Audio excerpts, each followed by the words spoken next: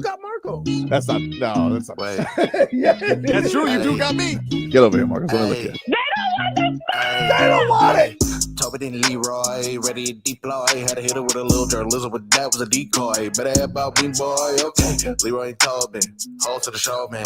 Still in the stars with the show, and till then his half moon open. Sometimes go taste like a snowman. No proof, I'm a lie about a motor. No proof, like I always wanted him, I never hated him, I never traded him, and if I did, I never ever traded him. You know what is a star? Like another city, the driver's side fly. Gucci Galore, so many more. 10 in the more, never a bar. 8, 10 in the more, 2 to the P. Nothing to you, but it's something to me. Handsome as ever, and cute as could be. You can watch us on YouTube with viewing for free. Ay. This one time for the Twitch.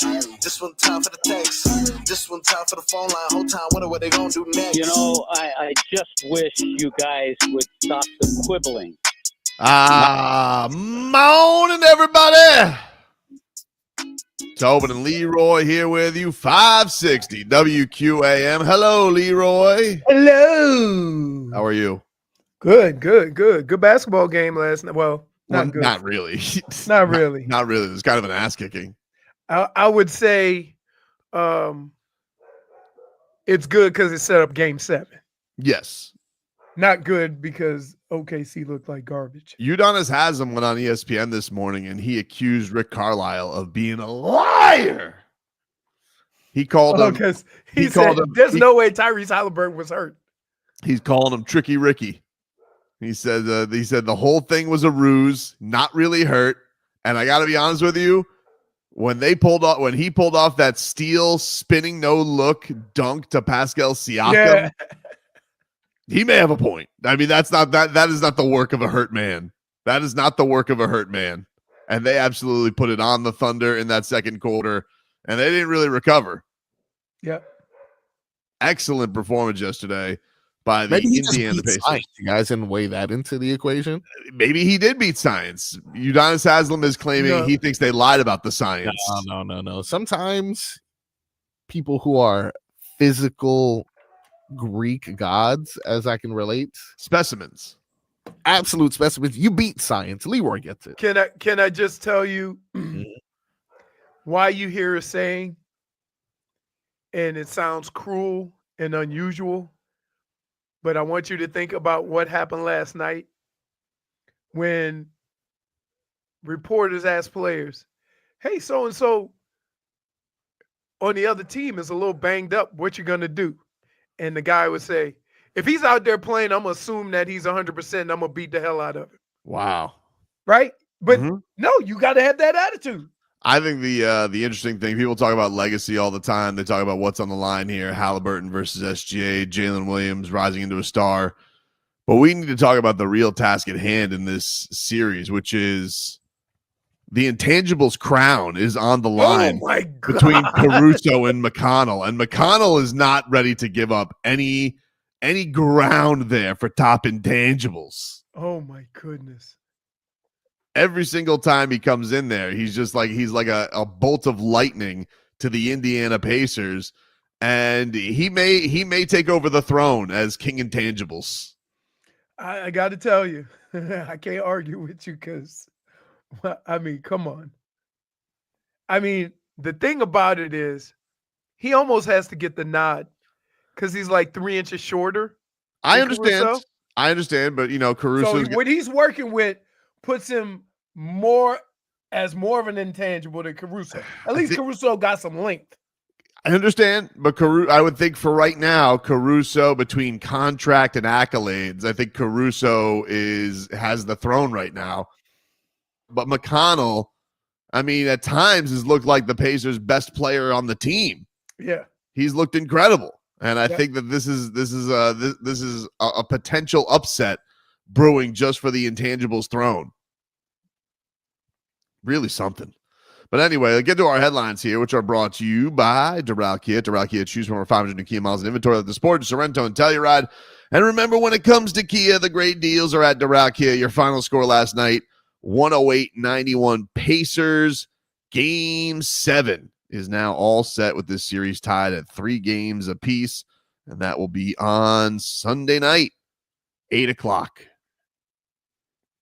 Ish. Yeah, ish. Give or take. This is a good series then? Can we say, like, I mean, Game 7, I paid zero attention to this entire thing. I guess it's like, oh, okay, yeah, it was a good series. Everybody was like, oh, small market series, but basketball played itself out. We got 7 games. What more can you ask for?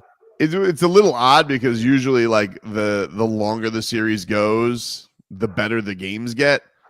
And this has been a case of like, hey, now we've had a couple of stinkers to lead into this Game 7. So I understand what you're saying, Marcos, but we got to go back, of course, to the thriller back in the start of the series to make it a series. So you kind of have to like unwind it like that. But I understand where you're coming from there. But I think, Game 7 with this on the line, especially Indiana being where they're at and OKC being, the perennial favorite all year long. And then, Indiana just keeps they just don't die. They keep coming up with clutch performance after clutch performance. I heard an interesting point. Mm-hmm. The second half of the season, OKC had the best record. Indiana was second. Mm-hmm.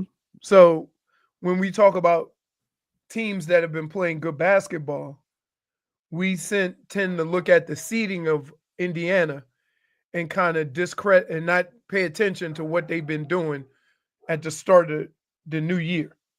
So yeah, I always find I hear those too, but I never know. Like, I don't buy into that stuff. It's like I think the season matters for the season. You know what it means? Like people did that a couple of years back when like the Heat were the 1 seed and the Celtics were like 500 and then took off in January. And it's like, and then that basically discredited anything the Heat had done earlier in the season. Like the season is the season. Right. And a lot of the times at the end of the season, like what was OKC playing for at the end of the year?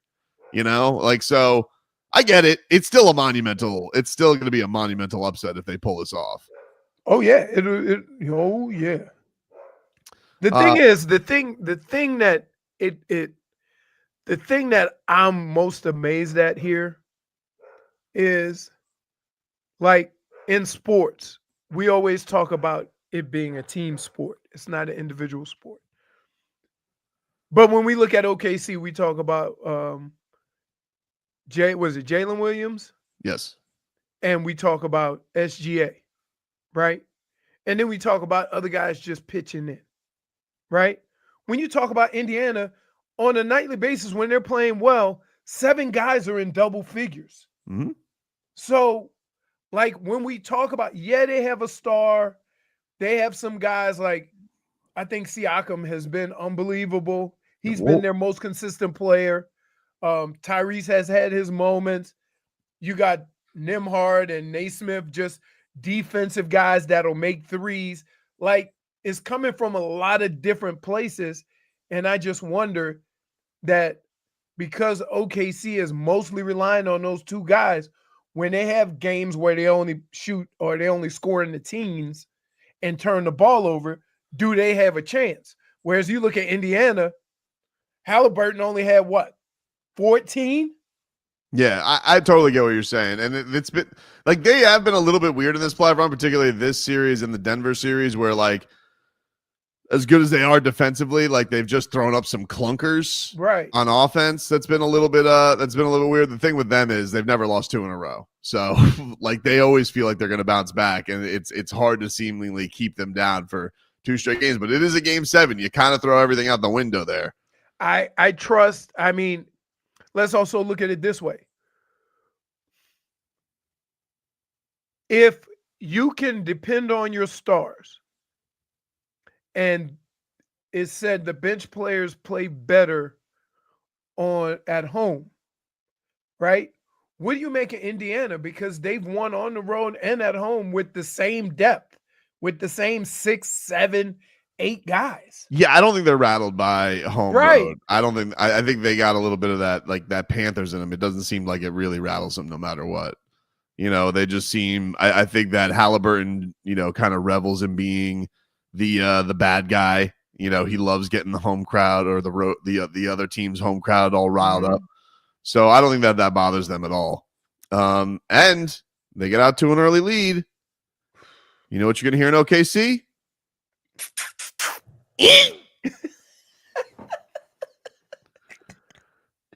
So you got to be careful. But what the hell was going? Did you see Siakam before the game? Did you see this, Marcos? What the hell was going on with him? He was channeling some sort of energy, and then that poster later on, he had the moment of the night. I immediately went back to that, and I was like, "Did you see this, Leroy? He looked like the Undertaker yesterday in the pregame huddle. Like the eyes were like, and I'm like, what's happening there? I don't know. Did he just do smelling salts? Like what? What is going on? I don't know, but I got to tell you, like, he is probably the most versatile player on the floor on both teams, right? Like you have scorers, you have guys who can defend, but he's a little bit of all of it. I'm trying to get this for you so you can see this, Leroy. This was really creepy with what he was doing yesterday. He was in like some kind of a hypnotic trance, or he was going to something. Oh my God. What? Maybe they just caught the picture. No. Like I'll get the video. You know what? Screw it. I'll get you the video. Like that's crazy. It's like he pops out of like the huddle, and you're like, did he just like have a spirit take over him or something? There is few things that can scare me pregame. You know, you can do the Ray Lewis dance or something like that. You can yell and curse. None of that's gonna do anything. This is all trash talk and energy that adds to the game. Some guy rolls his eyes like the Undertaker and gets possessed before the game. That's terrifying. It's terrifying. That's gonna do something to me. I'm gonna look at that like, okay, like I'm ready for this game, but I'm not possessed though. I don't know about being possessed. That's a little much. It's a little much. It seemed like a little much. It was something. I'll find it for us. We got to take a break, and then of course we got to get into what looked like an incredible night for your Florida Panthers. Let's also not forget Inter Miami slight upset. Yeah, good for them.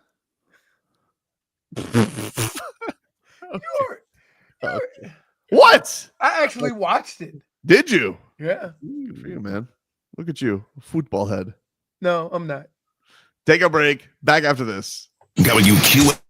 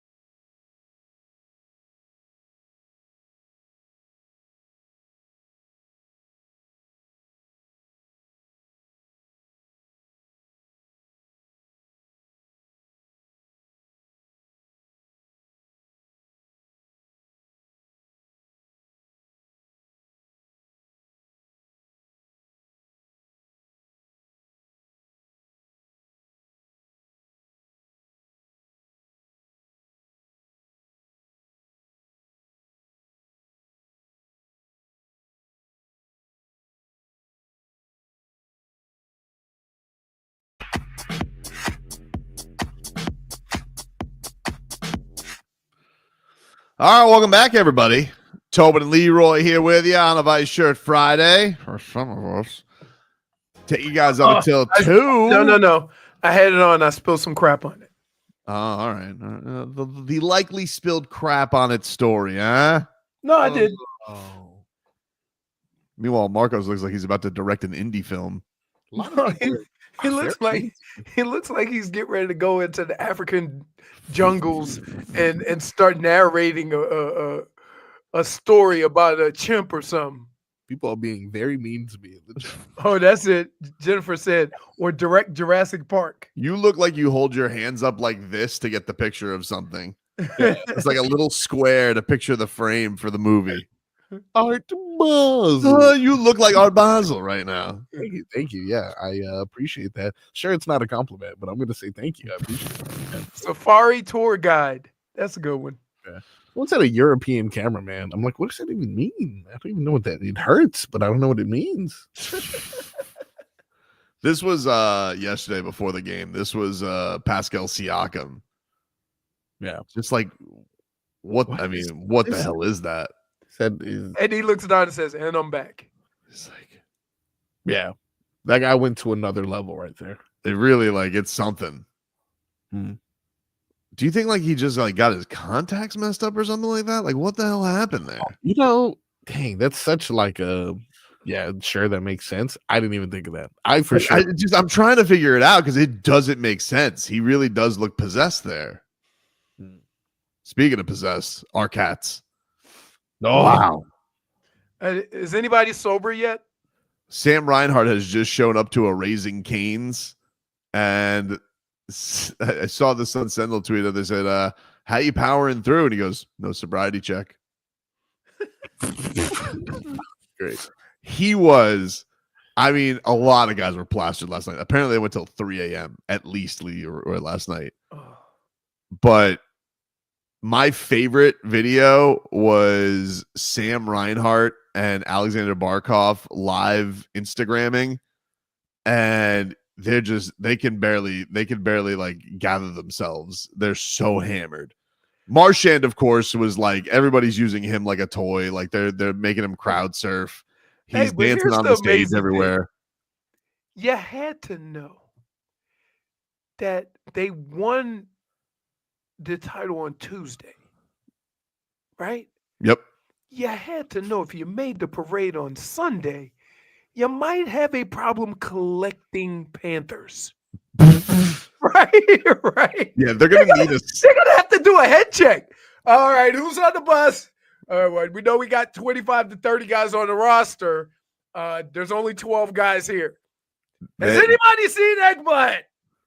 Oh man, Ekblad was getting in his feelings last night, and at one point, Ekblad does a speech to the crowd, and it sounds like he's saying goodbye. What and then crowd? They were at 11. They were at a club. It was full of Panthers fans. Oh my God. And then they kept getting swag. They kept putting jerseys on. The Panthers were going crazy yesterday. At one point, Sam Reinhart climbed a stripper pole to go get an Aleksander Barkov jersey. But Ekblad that's why they were wearing jerseys. Yeah. They were just wearing random. I think they were just taking people's swag. I don't know how they got the jerseys, but they were all they went from a very fancy dinner where Brad Marchand decided to troll everybody's former team. So good. He just started tagging every Panther with the team that gave up on them, and because he's just a pure menace. Well, it's right in, right? Him and Kachuk are like bosom buddies, right? Because that's something Kachuk would do. Yeah, I would agree with that. I would agree. They didn't get along. Now they're the best of friends. Yes, the best of friends. But he's going to go in there and he's going to be a complete troll on all of this. And so he just starts thanking all of the teams that whiffed on the players and didn't believe in the players just because it's time. He did the coaches too. He did coach. Oh yeah. Paul Maurice. He did Bill Zito. So great. He just starts. You could just see he's thanking everybody. Everybody's former team is getting thanked by Brad Marchand on Twitter. And then as as Marcos mentioned, you see at the end, you see Bill Zito, Paul Maurice's even in there. Just tremendous. Sergei Bobrovsky cut the main. Yeah. Happy for Bob. But no, you saw yesterday, like there were a couple of moments that were the moments yesterday at the partying. One was Aaron Ekblad looked like he got all sad and is like, it kind of felt like he was saying goodbye. And then Sam Reinhart was just like, you're not going anywhere. The GM's keeping you. And just like, you're hammered, Sam Reinhart. You don't just get to determine that. That's great. And then, of course, because, we're just sitting here waiting for the answer on numero uno Conn Smythe winner, Sam Bennett. Sam Bennett gets on stage yesterday, very hammered. And he looks like he's trying to explain something to you. Like, no. Wait, let me talk. Well, that's what he's about to quiet everybody, and he's about to make an announcement. Everyone, quiet. I hear what you're saying.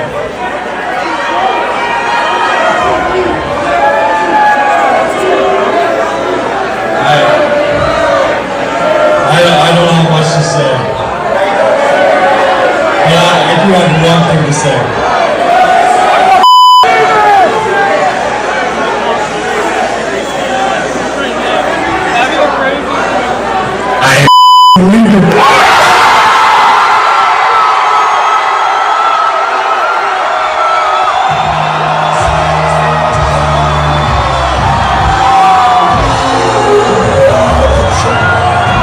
Wow. Just absolute chaos ensues as Sam sat next to him with the champ towel. That's Reinhart. That's Reinhart. Wearing Barkov's Finland jersey. Wait. And you know what that looks like? That looks like the kind of partying that one guy looks at the other guy and goes, what time do we need to be at that parade? He goes, dude, it's Thursday. Wait, all Panthers won't be present for that parade, right? I mean, of course they're going to be present. What do you mean? Somebody's not going to make it. What do you mean? You think they have 2 days to recover? Because that's when the real drinking starts. Apparently, Brad Marchand has an appearance at the Dairy Queen today, and Sam. They all got to get the getting while the getting's good for these paid appearances. Oh yeah. So Reinhardt's giving away is at a chicken tender joint, and Brad Remember Marchand. last year, Kachuk did it, right? Kachuk did the Raising Cane's thing. Yeah, and then I think Brad Marchand's at a Sunrise Dairy Queen today, giving out blizzards. Oh, where? I don't even know where. Let's Sunrise. I need to go. Oh, he's probably down by the beach though. I'm Googling this. For Sunrise? Yeah. Sunrise goes all the way to the beach, dude. No, it doesn't. Yes, it You does. talking about the road Sunrise? No. The city of Sunrise goes just east of Plantation all the way to the beach. I didn't realize it went all that far. That's not true. He's lying. No, I'm It not. turns That into sounds like a lie. It turns into Lauderdale Lakes, Oakland Park, Wilton Manors, and then Fort Lauderdale Beach. Nobody was more plastered yesterday. Like if you were to do the Pythagorean theorem of adorable to hammered, it was Aleksander Barkov. He Barky. barely can keep his eyes open, but he's just having the time of his life. And he's all of a sudden become a social media savant where like he's just like, how many people are watching us on Instagram right now? And they're like 1,000, Barker. He goes, I'm gonna wait to talk till 2,000. Oh, okay. He's great. He's just and then he's like, I got a joke for everybody. He goes, this here's Sam Reinhart. We just won the AAA championship. He goes, just kidding. We won the Stanley Cup. I'm like, oh, you rascal. Had us going there, Barky. It is funny because they're all plastered and telling jokes with their native tongue. And so it's like, what? Huh? Because drunk with an accent? Yeah. It's delightful. Barky did have a joke during that rant where he had Reinhart next to him. He's like, he's really good. Hopefully he gets drafted. I'm just like, this guy's a jokester. This guy really is a jokester.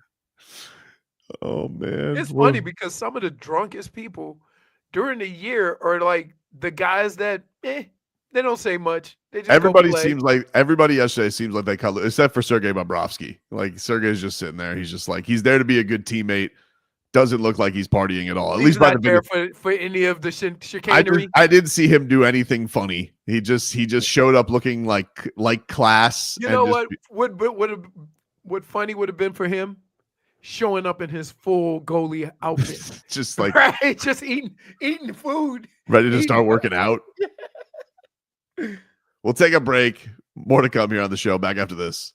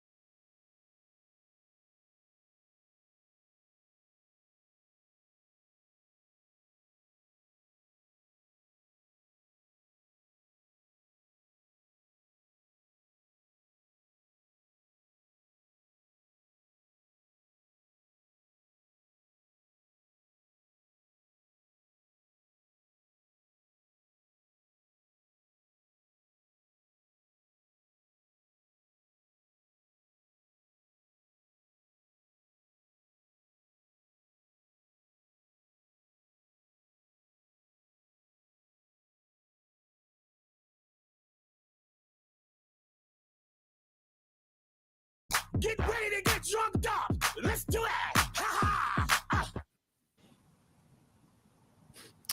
Hey, you guys can join me in Solana on Sunday at noon as we celebrate the Florida Panthers Stanley Cup Championship and broadcast live from Lulu's Bait Shack on Fort Lauderdale Beach from the Panthers parade and celebration. Frog Boy will be there, boots on the ground. It's sponsored by Gulfstream Park. Thrills at every turn at Gulfstream Racetrack and Casino. We will see more debauchery as the Panthers, they're partying their asses off right now. Last night they were at 11. 11 a nightclub or a strip club? Both. All right. Well, listen, hey, it looked like an absolute thrill yesterday. Everybody was having fun, partying with the fans. Nobody more hammered than Aleksander Barkov and Sam Reinhart, and there was a lot of competition. A lot of competition yesterday for most hammered amongst the Panthers.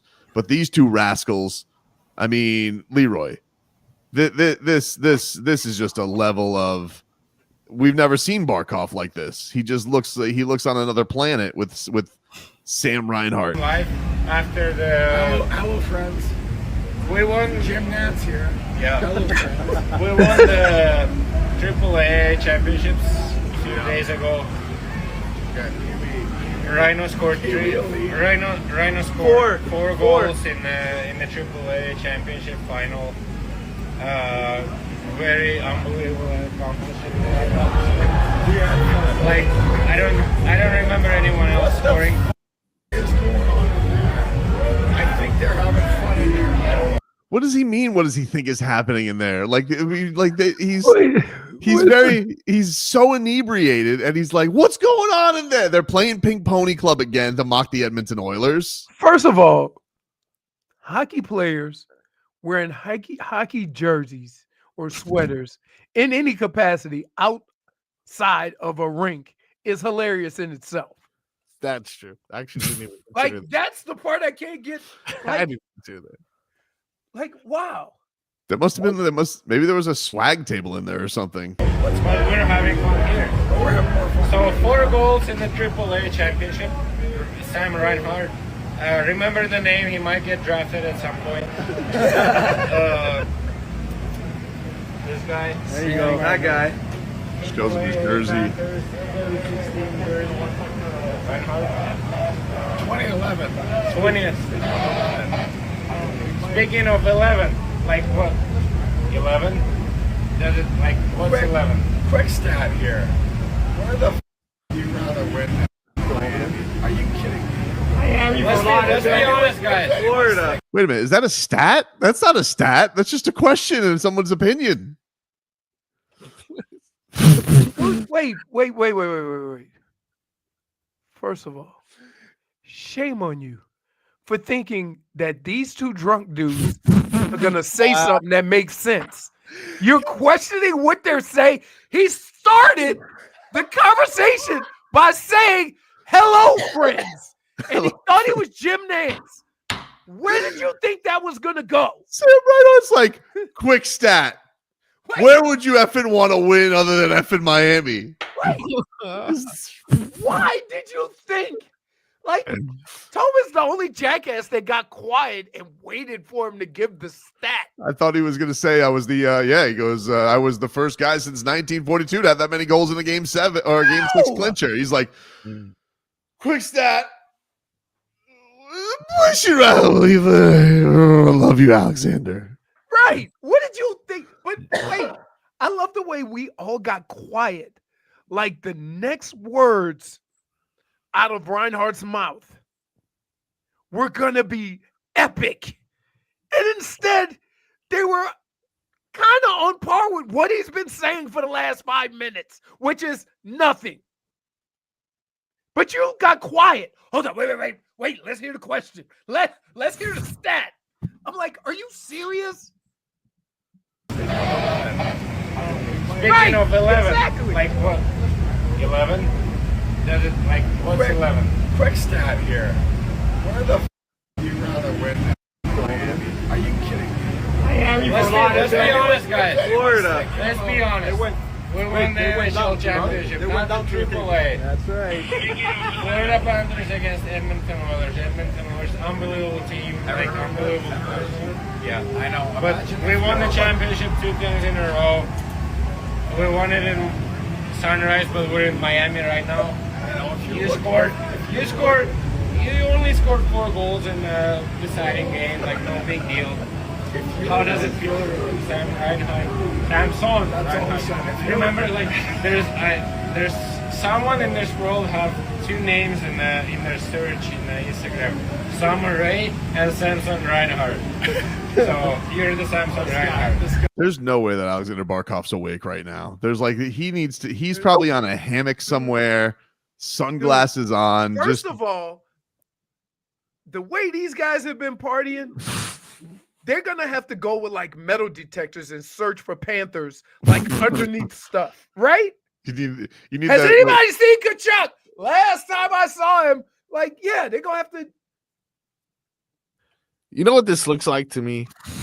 This looks like the big brother kind of like Barkey is definitely a little bit drunker. They're both very drunk. Barkey is a little bit drunker than Reinhart. Reinhart sounds like he doesn't have an accent when he's drunk. True. Reinhardt's Canadian. I don't think he has a strong accent. Well, he's still got that Canadian accent. Boot. No, you do. Just ask him to say a boot. But he kind of seems like he wants to go back inside, but because he has so much respect for Barkey, he's the just captain. sticking it out. Just he sticking even it throws out. subtle hints. Hey, they sound like they're having fun out here. And Barkey goes, "We're having fun out here too." Yeah, exactly. I think when they were playing, they probably played it multiple times, but I think while they were playing Pink Pony Club, I think they could have been crowd surfing Brad Marchand at that time. So he's actually getting kidnapped by Barkey as he sees Brad Marchand, and he's like, "Hey, I think they're having fun." And Barkey's like, "We're having fun, buddy." He goes, "But the Instagram." Hey, 11 crowd and fans, you want to impress me? Go with the polar bear. Body surf him. Listen, I saw some videos of Mikola yesterday. He was down in bottles of champagne. Dude. Looking like a real Sons of Anarchy up there. So they did take it down to Miami. So they're in Miami yet last. Yeah, they went down to Miami after translation. Barkov tried to look up Reinhardt's Instagram and he typed Summer Rae instead. So who is Summer Rae? Is she an Instagram model? Yeah, I believe so. She's one of those influencers or something like that. So he tagged Astron on Instagram? I guess he did. Well, he always has plausible deniability. I was drunk. I'm sorry, baby. I'm sorry. That's so great. Samson. Samson Reinhart, how does it feel to score 4 goals in the deciding game in the Stanley Cup final, Game 6? What do you feel about Connor McDavid? That's how I feel about him. We're only drinking water, right? And he put it in peaches. We're only drinking water. That's not true. Yeah, that's because that's the only thing that'll go down. We're only drinking water. He didn't say we only drank water. He said we're only drinking water now. Hey, what do you guys think of McDavid? He just goes, "Shut the bleep up." That's good. That's media training. That's good. Terry wants to know where can I find this video? It was a live stream from Barkov's Instagram yesterday. It's all over Twitter. Just look up Barkov and Reinhart on Twitter. I'm sure you'll find it, or on YouTube. That rascal. I don't know. Maybe it's so localized for me, so I'm up to date with it more than I would be normally. And we have been winning for quite some time, but I don't remember seeing other people's celebrations, especially in hockey. Like, I'm seeing this on Bleacher Report. I'm seeing this on like national outlets. I don't remember seeing other people's celebrations. You know why? Why? You know why? Because it's Florida. So even if you see a hockey player, you might see some cheeks behind the hockey player. So everybody wants to see what the Panthers are doing. It's a good point. It's a good point. You ain't listen. Look, I'm sure there's some lovely places in Canada. Yeah. I'm sure there's some nice places in who else could have went? Carolina, right? Even And across sports. Tampa. But guess what? It's a, how can I put this? It's a 90.7 percentage chance that if you show video of a panther on the beach, you gonna see some cheeks. Man, what a time. What about Sam Bennett mentioned he's not leaving. I don't know if he's going to remember that. Well, he will when he sees his phone in the morning. It's all over the place. Well, because in hockey, things get done a lot quicker. So they do, but I don't know if everybody's gotten to woo him yet. I don't know if anybody's got now. Maybe he don't want to get wooed. Maybe he don't want to get wooed. It's true. He may not want to get wooed. When I was in Cleveland, my contract was up. I signed before free agency even started because I wanted to be in Cleveland. I regret that move. Oh no. No, I don't regret. No, let me clarify. I don't regret not being in Cleveland. I do regret that I probably could have gave myself some more leverage. You know what I mean? And that's the part that, it wasn't as it wasn't as popular back then. No, first of all, the Browns didn't have to do anything. I wanted to be there. I thought that success when I watched football growing up was having the same players on your team for their whole career, right? That changed in the 90s, with Reggie White and free agency and all that stuff. I love the idea of Barkov trying to tag his teammate, and instead he runs into cheeks on Instagram. Could you imagine how he receives that? Huh. This isn't Reinhart. Gets a phone call. Sasha, what did you put on Instagram? Oh, sorry, honey. Listen, I was trying to, Samson. A likely story, and you only drink Fiji. I don't know how Babushka sounds in Finnish.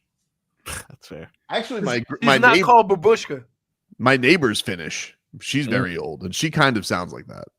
No. First, let's go talk to her. She gets very mad because her cats don't get along. She goes, little cat. They are not nice. Big cat, not nice to little cat. Whatever you say, Grandma Barkov. She updates you. That's what you call her. Finnish would be Helga. Is that what that is? Yes, that's what I'm saying. Oh, man. All right. We'll continue to follow the Panthers shenanigans, get you caught up with your headlines. We're back with more after this.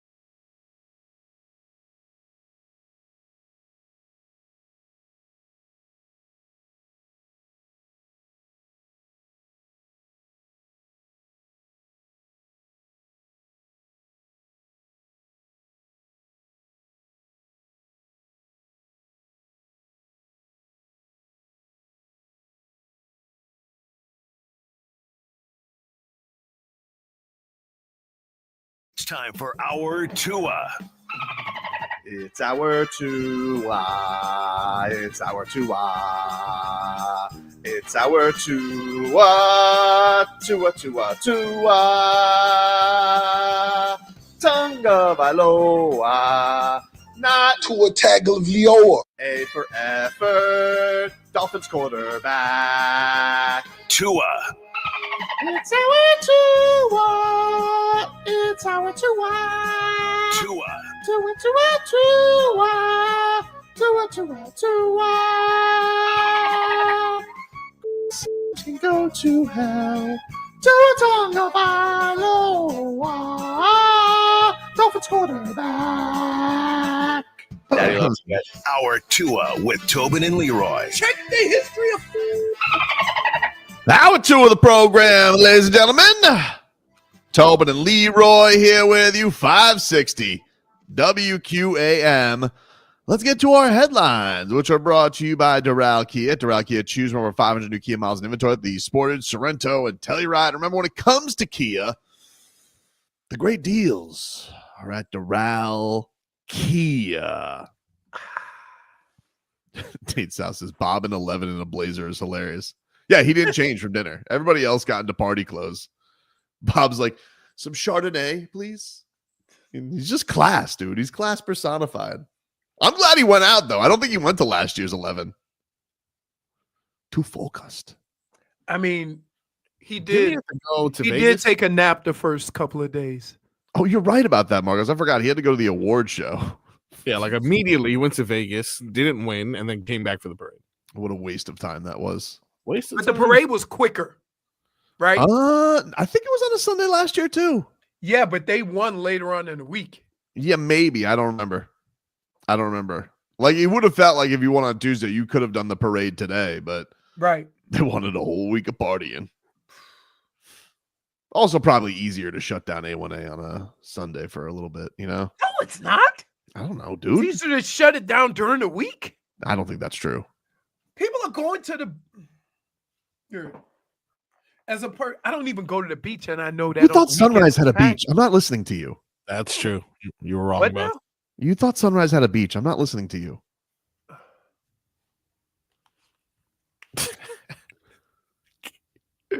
You have like the sense of direction like a naked mole rat, dude. Just Kind of like your sense of time. my sense of time is just fine. The central time zone messes everybody up and everybody knows it. No, it doesn't. that mountain time. I still don't know. Phillies top the Marlins 2-1. This Ooh. weekend they take on the Braves. Flanigan's weekend though. Yeah, I'm there tomorrow. Boots on the ground. There you go. Busy weekend ahead for Frog Boy. Pacers force a game 7. They win 108-91 over the Oklahoma City Thunder. Wasn't that close? It was not. The Pinks into Miami. They beat FC Porto 2-1 filthy.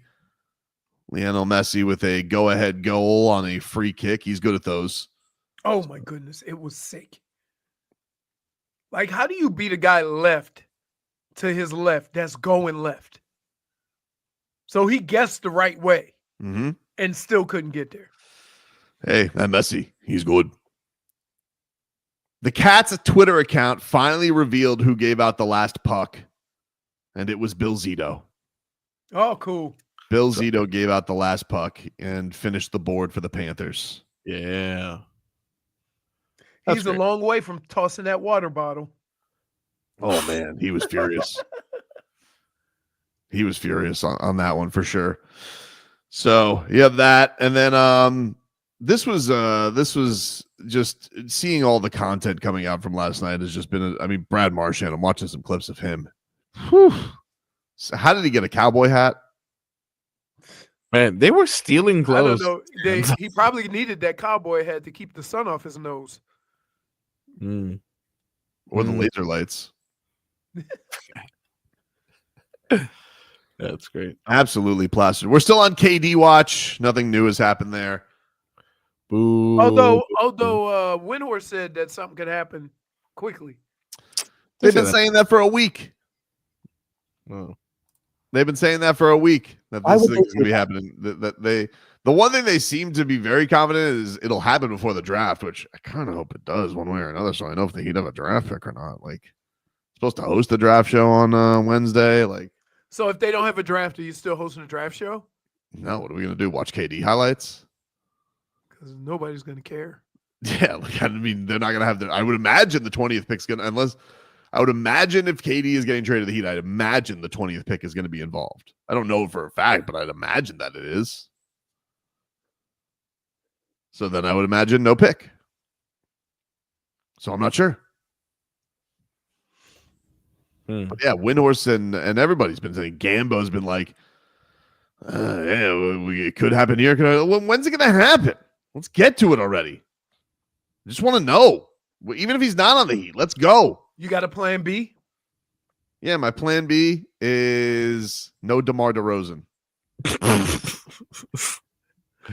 Any other names out there? You I saw some Kuminga stuff was out there that the Heat might be interested. There's been a lot of smoke around. I thought the when Heat they signed traded and trading Jimmy, Kuminga. I thought when they traded Jimmy that the Heat were going to get Kuminga. I think that was a pretty popular one, and I think that because Kuminga's in a situation where he's coming up on restricted free agency, that him and Steve Kerr not exactly on the best of terms because Steve Kerr want to get paid and he ain't playing. No, he gave him a bench roll, and so I think that he probably would want to move on.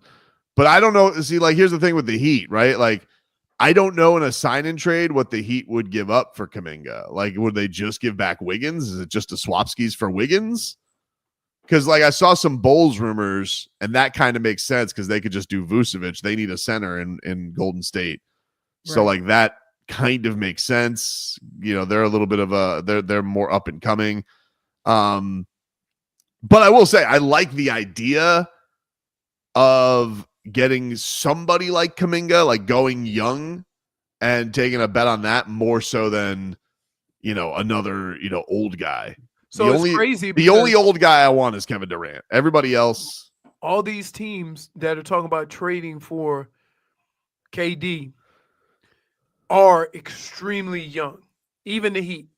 He'd have a lot of young players, a lot of guys under 30, right? But if you look at I guess he's not going to Minnesota. But if you look at a team like Houston, very, very young. Mm-hmm. So it seems like if the Suns wanted to go that route, but I heard, we were talking about this the other day, they don't want young players.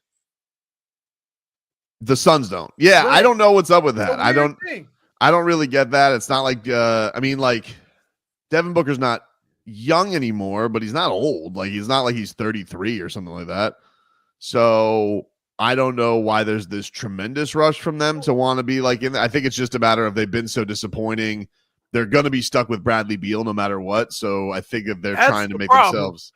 The problem is you signed such a bad deal and made such a bad trade that you can't get from up underneath that contract. And that's going to hamstring you more than you need to get some young, cheap talent for KD because you still got that albatross on your bench.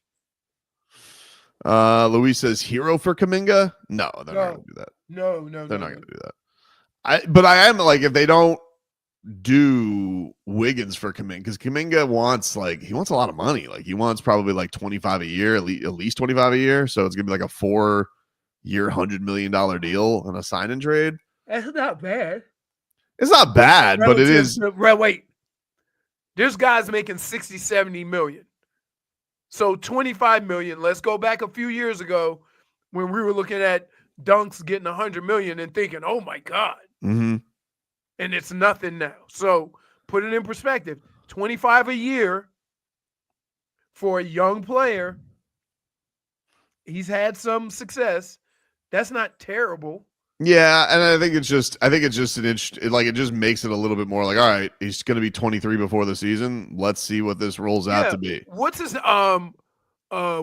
Got 13 to go to OKC for New York. Hartenstein. Yep. So you're telling me Kuminga's only worth 7 or 8 million more than him, I'm in. He got 39 million for 3 years. And New York said, have a good life. No chance. No. And they missed him. They did miss him. That's for sure. And then they got to figure out what they're going to pay Davion too. Like, what's the market for him going to be? Is he a free agent? Yes. Same thing as being a restricted free agent.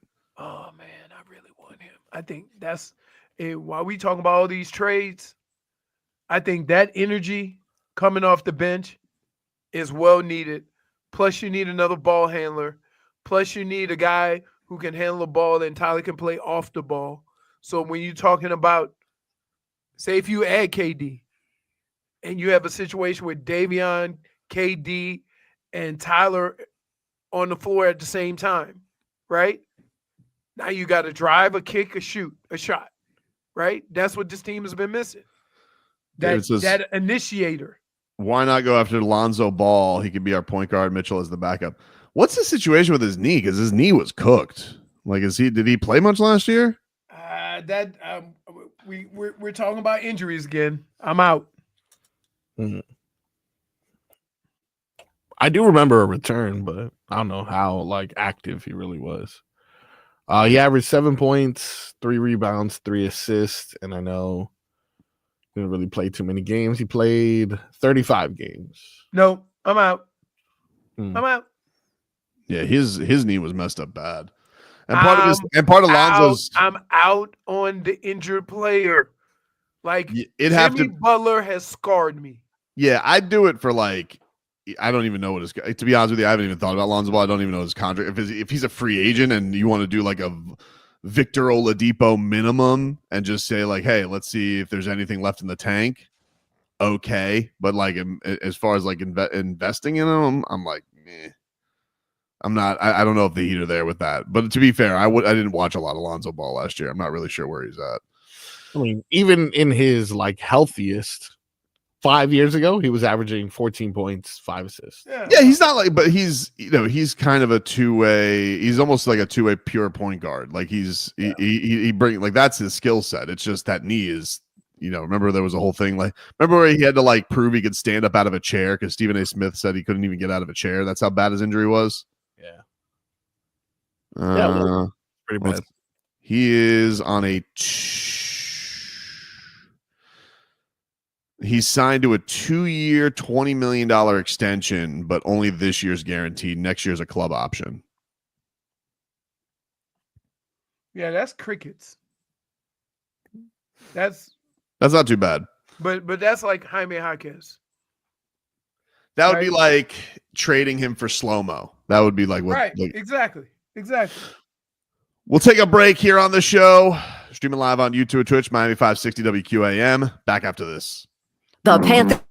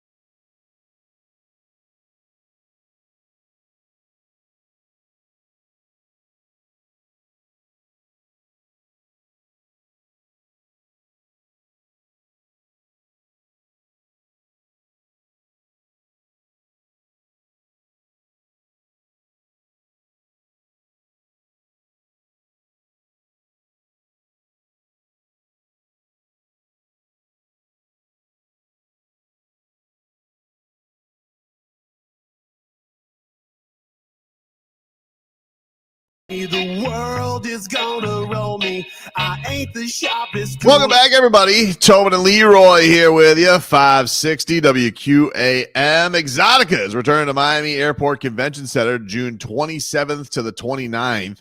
And you can win a 4-pack of tickets to go. For your chance to win, go to the contest page at WQAM.com and enter. That's what you got going on for everybody who's looking for a little fun next week. Oh, by the way, because we do the show that we do, somebody definitely let me know that there was more time last year. More time. The championship on a Monday last year. Okay. That sounds. I mean, like, yeah, it sounds. They won on a Monday last year, and then so it was the next. Yeah, all right. So there's more time to party. Yep. I do have. We have eyes. I've seen boots on the ground reports from several Panthers reporters of Brad Marchand. He is at the Dairy Queen. He did make it to the Dairy Queen. He has rallied, and he has a platter full of Brad Blizzards on it. What's a Brad Blizzard? I don't know. It's a good question. I don't know what they've set up for his special blizzard. Let me see. I'll check out Katie Engelson from Script Sports. She seems like she's had this. They have just renamed. It is the Brad Blizzard 1 day only chocolate chirp cookie dough. What's the infatuation with raw cookie dough? Oh, it's delicious. No, it's not. Dude, you know what? Can I just say something? No, you can't. You got terrible ice cream takes and just terrible takes in general when it comes to the sweets. No, I don't. No, you do. Actually, you do. Yeah. You say things like, I don't like it, but I like it when it's a cheesecake. Or just... Hey, Marcos, here's live sound of Leroy when it comes to a delicious sweet. Okay. Like that's what you do. That's what anytime we bring up something delicious and the consensus is, hey, that's good. You're like, you're hoity-toity when it comes to the sweets, dude. No, I'm not. You are. The term sweet means that it should be enjoyable. If I don't like it, there's other sweets out there. I don't have to like the same crap you like. You are so bad on this. I don't know what to tell you. Okay. So what would be your go-to blizzard? I know you don't like ice cream, so this is a terrible person. I don't eat blizzards, but my go-to ice cream treat. No, it has to be a blizzard. I don't. Well, then you guess what? Just take yourself out of the cake. I would do the turtle blizzard. Blizzard? What's that? The turtle blizzard. Oh. You know what's in that? Work for me, dog. Caramel, chocolate, nuts.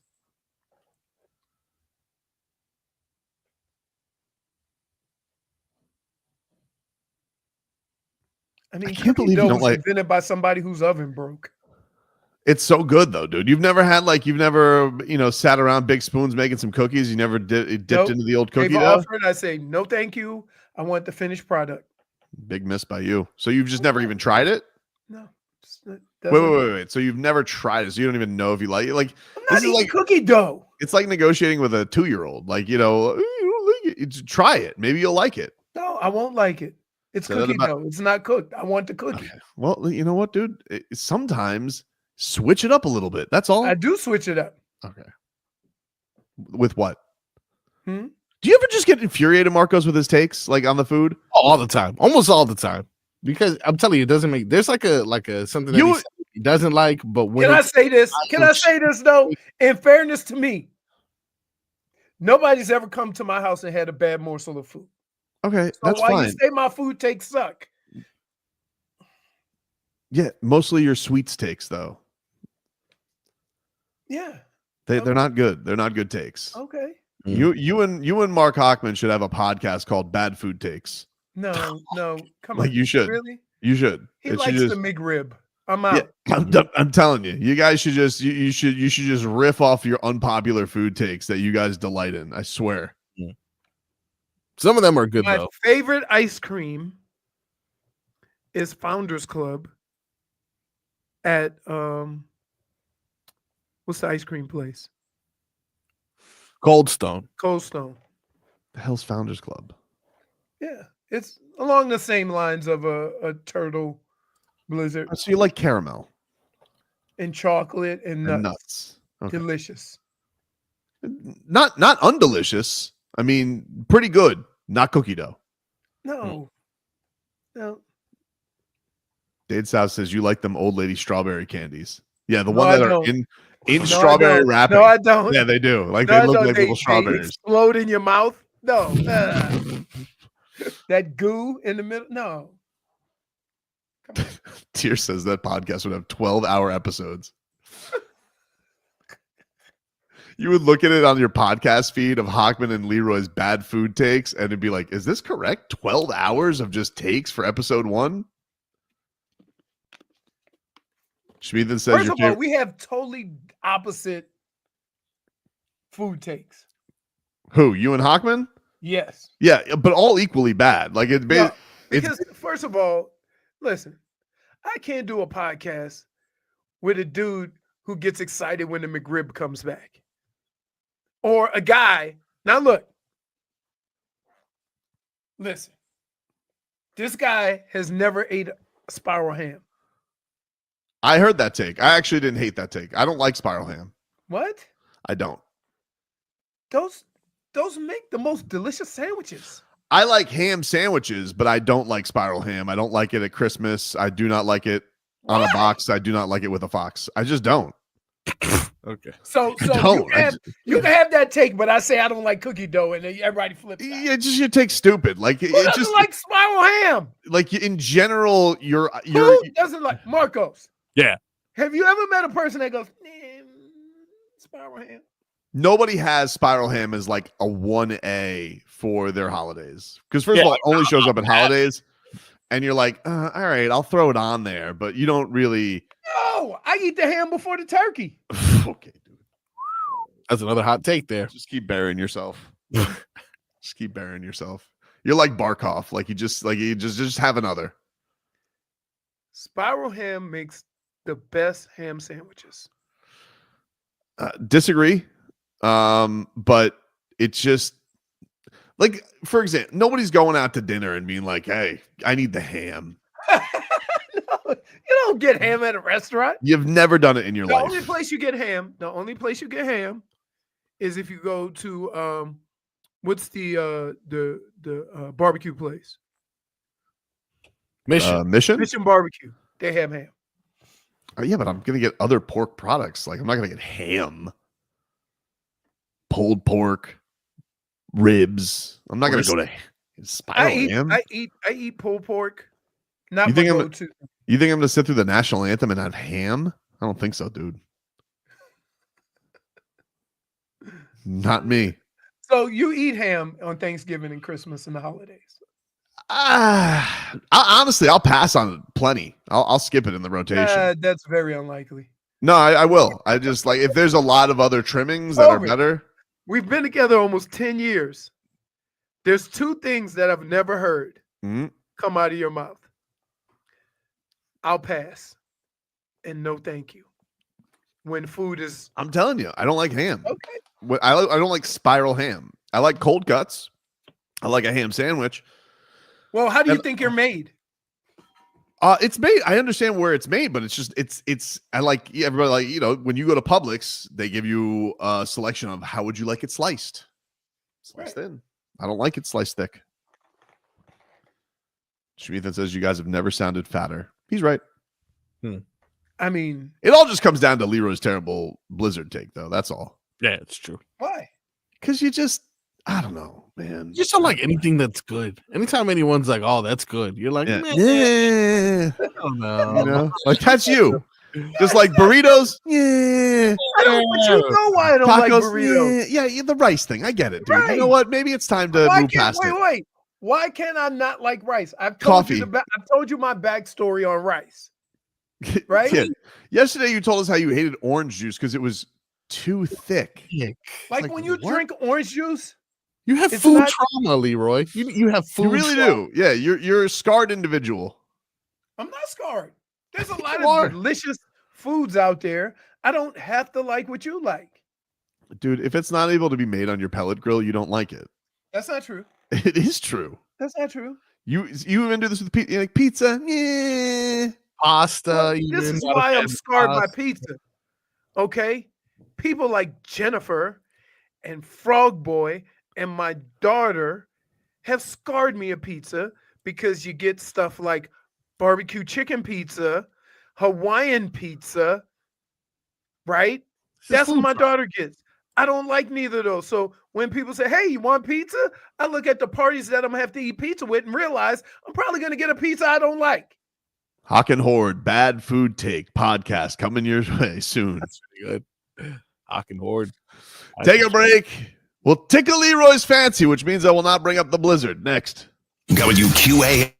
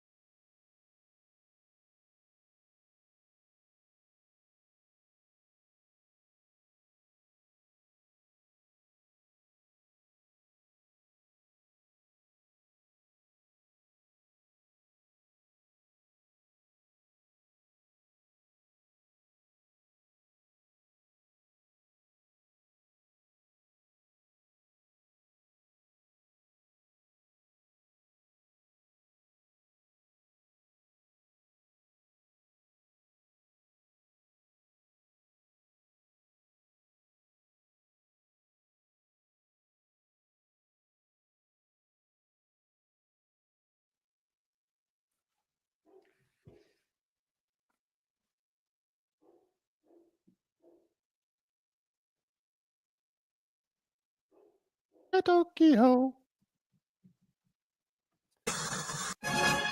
Ah! It is time, ladies and gentlemen, to Tickle Leroy's. My fancy is tickled. Go around the weekend slate. See what piques Leroy's interest. Starting off tonight on the diamond. Marlins, Braves. Tickle your fancy, Leroy? As much as I hate Atlanta, no. Oh, Fancy, not tickled.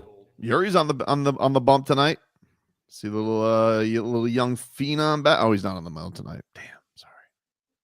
Nice try. Tomorrow? He's on the mound tomorrow. Yeah. 4:10. Tickle your fancy, Flanigan's Day.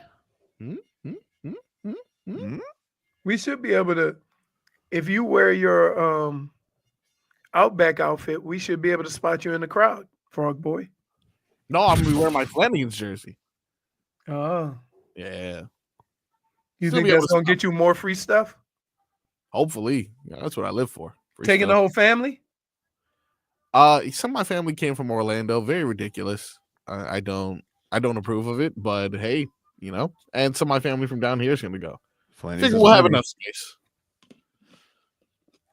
Brad Marchand right now is live at a Dairy Queen and is soaking it all in. He is apparently telling people, I'm home. I was like, wow, that's got to sting if you're Boston. It feels like I'm home, Brad Marchand told the crowd. We'll see if you're home when it's time to sign that contract, buddy. Wow. What a run. What a run for the Rat. Unbelievable. Oh man, what a time to be alive. Leroy. Yes. Also, this weekend, 28 years later. Tickle your fancy? The movie? You like zombie horror thrillers? No. No, does nothing for you? Fancy, not tickled. Like that I Am Legend or the what's that show that would come on, Dead Man Walking? No, not in nothing for you, huh? Yeah, because movies like that never end. They could go on forever. Part 1, part 2, part 8. It's like the Whisper movie. What, Silent? Wow. Quiet Place? What about Saturday at noon? UFC Fight Night, even though it's not at night. It's in Abu Dhabi? It's in Baku, Azerbaijan. That's where it's at. Okay. Jamal Hill against Khalil Roundtree, a real light heavyweight slugfest. Is that that's the brother, right? A Charlo? No. Nope, those are boxers. Those are boxers. All right. No. Yeah. Okay. Wow. Are you going to be all in on that? Fancy, not tickled. 12 o'clock? My son's got his jiu-jitsu tournament tomorrow. I don't know if we'll be done by then or not. I'll probably be able to see the main event. I would imagine. How is he progressing in this? How's he progressing? Yeah. He's good. Yeah? Yeah, he's good. He's this is his second tournament. He's got a weigh in tonight. But you got him cutting weight? Nah, he's at the bottom of his weight class, like as far as like so. And plus, he's because he's big for a 9-year-old. Like it's gonna be like the same 3 or 4 kids that are gonna be in his fight bracket. Okay. They may have to mingle some weight classes. Like wink, we'll see. But last time he was at the bottom of his weight class, he had to take on kids way bigger than him. So Oh, that sucks. he's but he handled it fine. He rolls with a lot of kids who are bigger than him anyway. He's used to it. Not sweating it. Not sweating it. Tonight, Leroy, the return of Love Island. Love Island, USA. Megan Thee Stallion was on last night's episode. Can we convince you? Can that tickle your fancy to return tonight and parachute in? Could be a recoupling. The recoupling is the best episodes? Usually the episode before the recouplings are the best episode because that sets up all the drama. Take your fancy? No. Fancy not tickled. All right. Yeesh. Tough crowd this weekend, Marcos. Yeah. Hey, so far, not a lot on Leroy's watch list. Not a lot going on in period. Right. Yeah. Maybe this is a weekend for rest for Leroy. Nah, because Game 7 is at 8 o'clock. It'll end at 11:30. All right. Jeez. No All golf right. either for him. What about Yeah, there's golf. the There's Travelers Championship? Leroy, tickle your fancy? Yep. Scotty Scheffler flirted with 59. He's leading after day one. What's flirting? He got to 60? He got to 9 under and with 3 holes to go. And then he bogeyed a hole. So what do you golf think? every weekend? 62, sorry. No. Is there like a specific season where golf is like prevalent, or is it like year round? Usually it goes like this. You have the start of the season, and then it leads up to the first major, which is the Masters. And then you have what is called major season, where you have a lot of these big tournaments around the majors. And then when the major's over, then you get ready for the FedEx Cup series and the Tour Championship. And then there's silly season, which is a whole bunch of tournaments around where you get money just for showing up. What about Saturday? Yep. 7 o'clock on ESPN. Game 1 of the Men's College World Series LSU Championship final. Against Coastal Carolina, right? Yep. Yep. Take your fancy? Yeah. Coastal Carolina's really good. LSU has Fancy is has tickled. like 2 pitchers who throw straight heat. I'm talking about like 95 plus. Amazing. Yeah, I'll watch that. All right. On Sunday at noon. You, of course, can hear it right here on 560 WQAM, but I imagine there'll be a live crowd. I think NHL Network is carrying it. I don't know. I think locally, I'm sure all the news stations will carry it. The Florida Panthers Championship Parade, Leroy. Tickle your fancy? I'll be interested to see who's still awake. And where are you guys? You guys gonna be at Lulu's? Yeah. Lulu's. Will you be partaking in the activities, the festivities? If or you will are be a asking professional? if I'm going to drink out of a fishbowl, the answer is yes. For the cats. Yeah. Who are you doing the show with? Solana. And then Frog Boy will be boots on the ground. He'll be reporting. He'll be a roving reporter. So, all right. What does that mean? Are you fancy? Is your fancy tickled or not? Tickled because you and Marcos are doing it. So you're out because Solana's doing it? My fancy is tickled. You guys got me in But you don't Solana. feel very enthusiastic about it. Like it seems like I just put a cookie dough blizzard in front of you. Solana is not into the shenanigans like we are. I'll bring him in. He's gonna have a fishbowl with me. Really? What? I'm gonna have a champagne gun. What? Allegedly. Wow, that's good. Yeah. Where did they get that? You gotta buy the gun separately. Allegedly. Still haven't found that champagne bottle I tossed. No idea where it went. Oh, yeah. It's underneath the concussed body.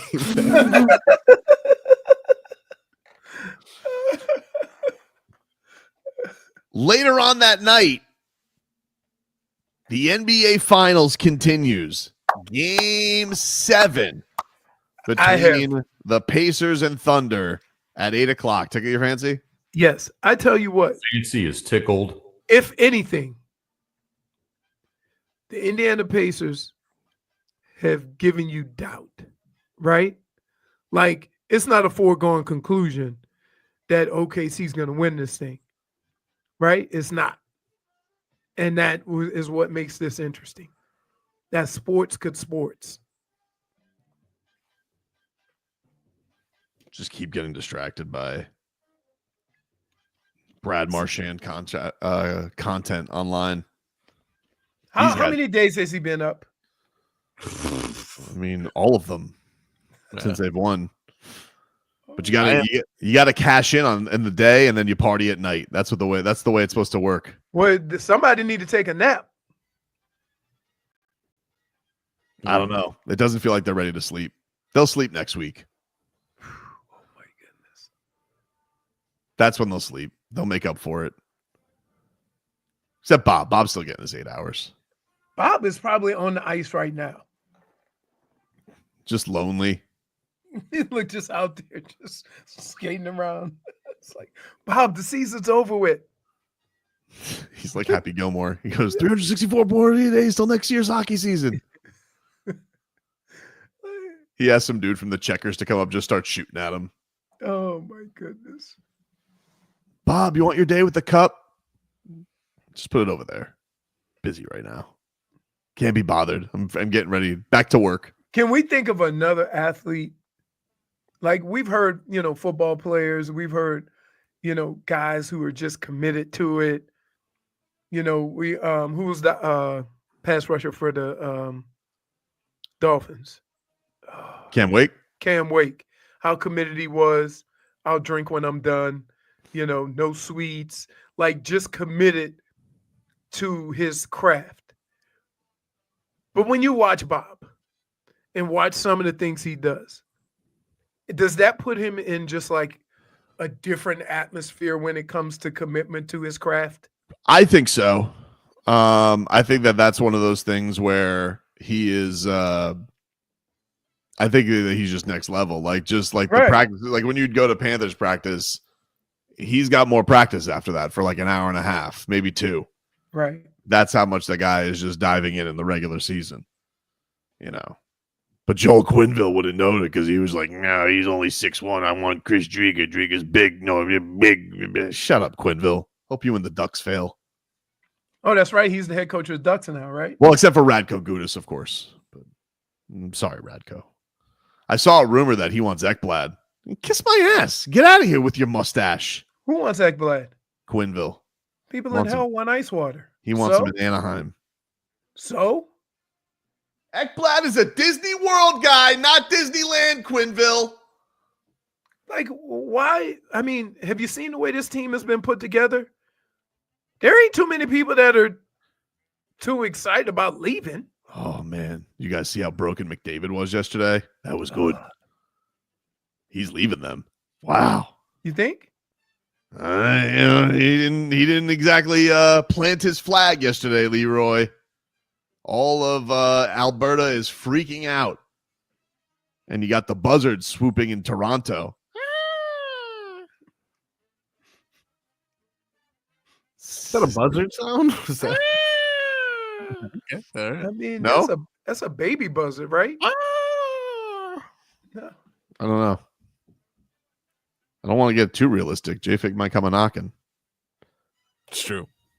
Yeah, don't spread those wings too much. Oof. Is that it? We got a pretty much bad weekend, right? Pretty slow weekend. Pretty slow weekend. It's gonna get slower when basketball's over. No, that's when the season starts.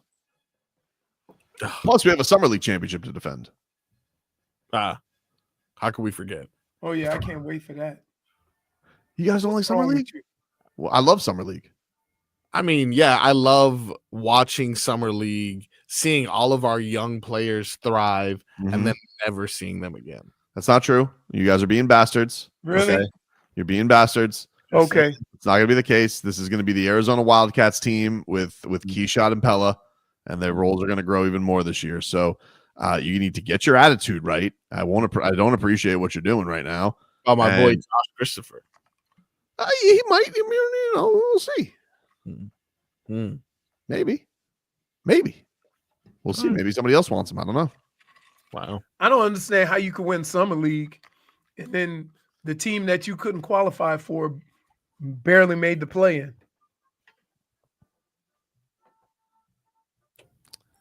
You guys just can't enjoy the good stuff, huh? Like, what is the good stuff? Summer league repeat as champions. It's important. Okay, so I made my point. It's irrelevant. Your point is erroneous and irrelevant, though. Really? Just because you say erroneous doesn't give it more. I think it does. No, Yeah, it doesn't. totally got me with that one.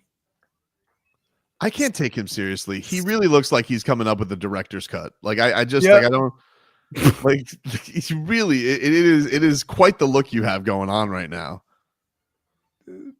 You look like you smoke one of those cigarettes that like have the long filter. And your hands are so fat, your boxes are tiny. Like you can't even make a dude. Well, let me see your box, crooked thumb. You look like you make film noir. That's an oval, Leroy. That's a baseball. That's a toast. Yeah, your fingers are so crooked you can't even do it. It looks like a piece of toast. Yeah. You guys done? Am I done? I was brutally attacked for no reason. I'm defending you guys from dinosaurs, and I'm getting attacked. No, I'm sorry. Sorry, you out here looking like Steve Irwin.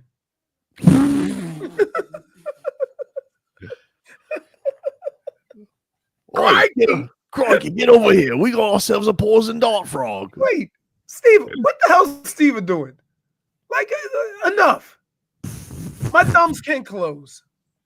My thumbs are look, they work better than yours, even with the rod in there. Do you have one of those clackers that like goes like this?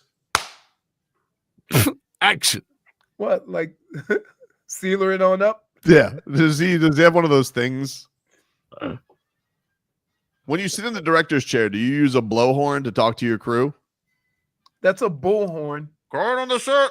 It's a bullhorn. It's a bullhorn. It ain't a blow.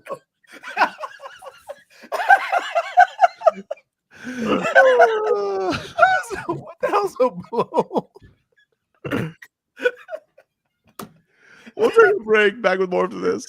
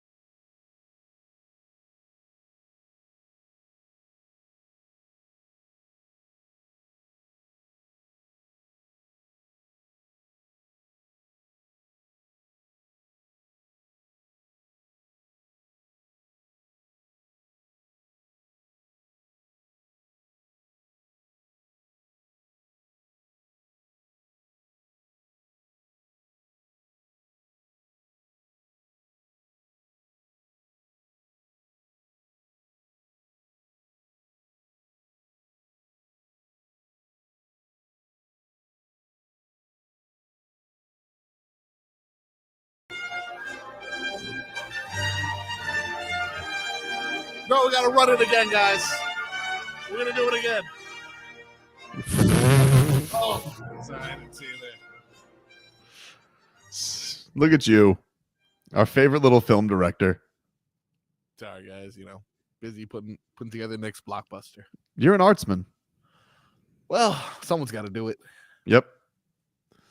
Welcome back, everybody. It's Tobin and Leroy. If you're listening on the radio, the joke is Marcos looks like he makes blockbuster films right now. Joke. Or he just finished starring in Jurassic World. He looks like he stole from Steven Spielberg's closet. Wow. He'll thank me one day. It says Steven Spielberger.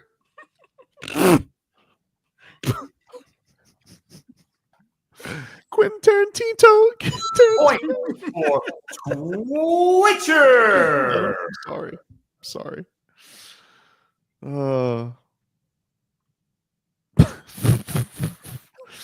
Oh, man. Headlines are brought to you by Doral Kia. Doral Kia, choose from over 500 new Kia miles and inventory at the Sport, Sorrento, and Telluride. Remember, when it comes to Kia, the great deals are at Doral Kia. There were F. McDavid chants last night at 11 I'm seeing.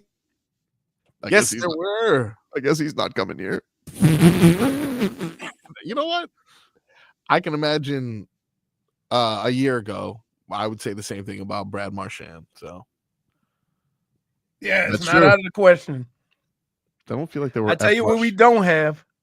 We don't have the same problem the Heat have. The Panthers don't. They seem to get all of the players. Man, this is the destination right now, right? This is a good spot to be in as an organization. This is I'll show you some videos from last night for those who are just tuning in and not seeing the Panthers part. This is from David Ferronis from the Sun Sentinel.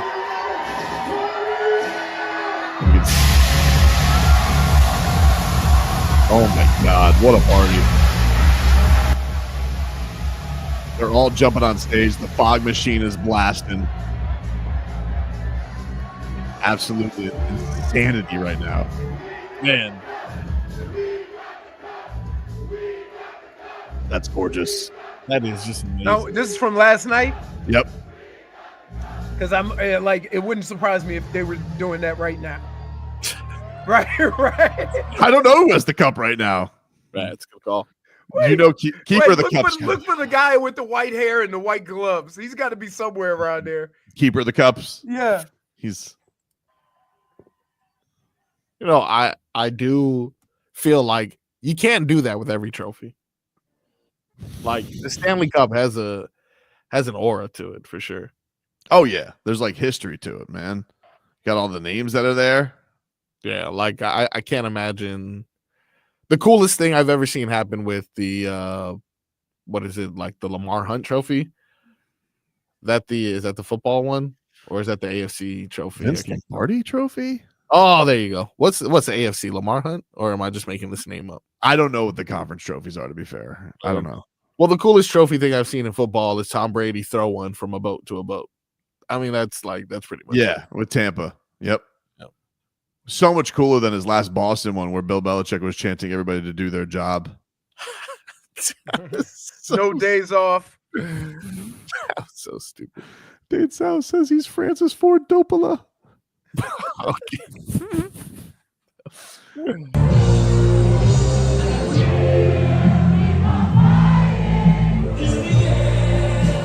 Oh boy, there's Bennett.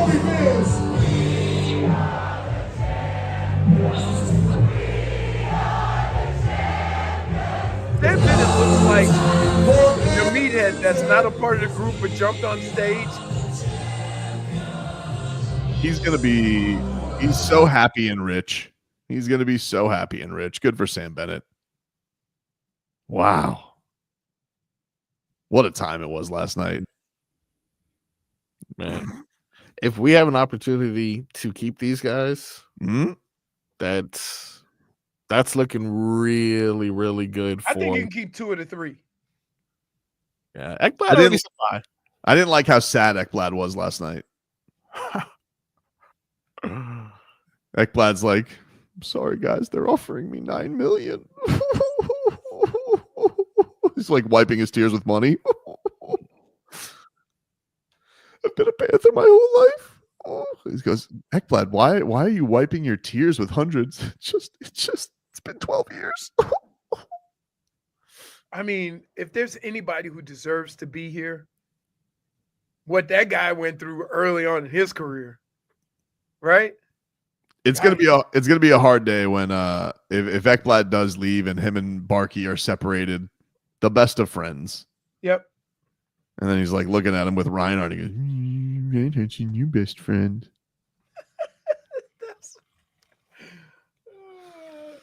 What a horrible take in our chat here. What? But I can understand. I am kind of done with the Florida Panthers winning the cup. What? Must be an Edmonton fan. I can't get enough. Everyone is enjoying this. Everyone on the internet is enjoying this. You know, I know we're trolling everyone, but I feel like even people from Boston are enjoying this. Like, The only people who are miserable now are probably Boston, Toronto, and Edmonton, because Edmonton's sad because they're going to lose McDavid. Toronto's sad because they think we could have been there. Ooh. And Boston's obviously sad because Brad Marchand's having the time of his life. yeah, he really Maybe is. Rod Brindamore. Rod Brindamore looks like he's like, oh, you should have shook their hands. Want to shake your hand. What about Knobloch? He's, I don't know. He's a fuddy-duddy. I don't know. Him and Pooper look like they're probably like plotting against the Cats. How did they do this? Unbelievable. Hey, Frogboy, you got that ESPN clip from this morning with Markieff Morris. Markieff Morris was on ESPN, and he's one of the. And I've always said, man, I love the Morris twins. The Morris twins on ESPN. No, what a find! Stop it, you fraud! Because I saw this, and so I know where this is going. And everybody should also know that whether you're a bum or you're liked by one show pony, it basically has to do with what you say during free agency or before the playoffs start. Well, it's just, Markieff Morris, I think has always been the underappreciated Morris twin. Everybody's been Marcus Morris is the better Morris. It's like, I've always been a Keefe guy. Okay. Always been a Keefe guy. Let's play what he said, and then we'll know why.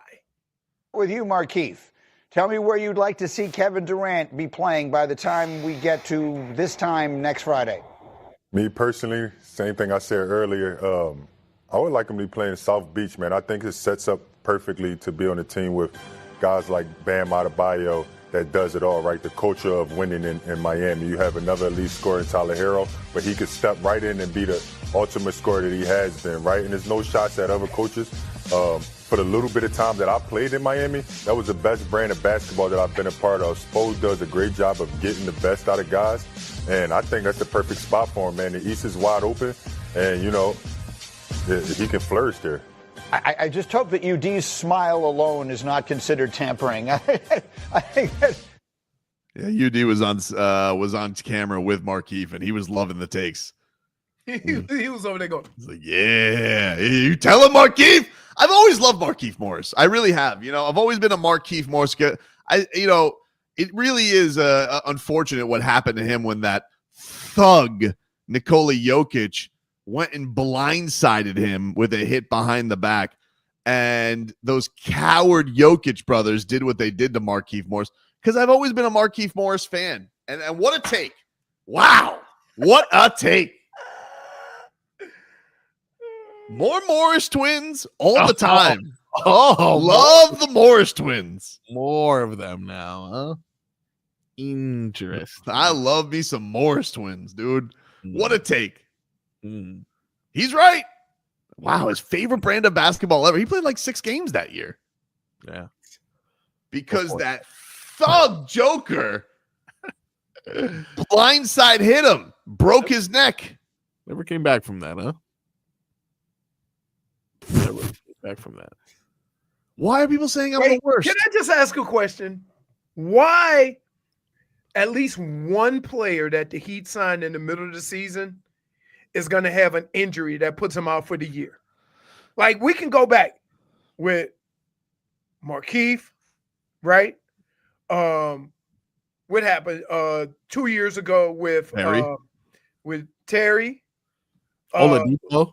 Last year, Oladipo. Oh, Oladipo. You're not wrong. Last year with Wiggins. Remember when Oladipo was like, I couldn't even stand out of bed? Oof. I tell you what, though, he had a couple of games where you're like, oh, yeah. Yeah. Misfit, man. I'm not being fake, though. Vlad's saying I'm being fake. I'm not being fake. I've always loved the Morris twins. Hey. I don't know if you said some things about the television appearances. Hey. Wait, he said Astron was his favorite brand of basketball. Yeah, he didn't play too much basketball down here, so I'm not sure. Maybe in practice, those practices get intense. Right before. I'm not gonna touch this. Hmm? Jennifer wants to be in Marcos' movie. As a dinosaur? Yeah, but she can't be a dinosaur with wings. That would be counterproductive. Mm. So what would she be? Do you think like I think she'd be one of those little, what was those little crazy little animal, the little baby dinosaurs that were tearing up everything. Raptor. Yeah. I feel like JFig's cave woman ancestors were probably like taking out pterodactyls back in the day. Yeah. It's true. Flying around. And then she like did a slingshot rock taking them out. She agrees. She'd be a raptor. A Cropsaurus. Take a break. More to come here on the show. Back after this.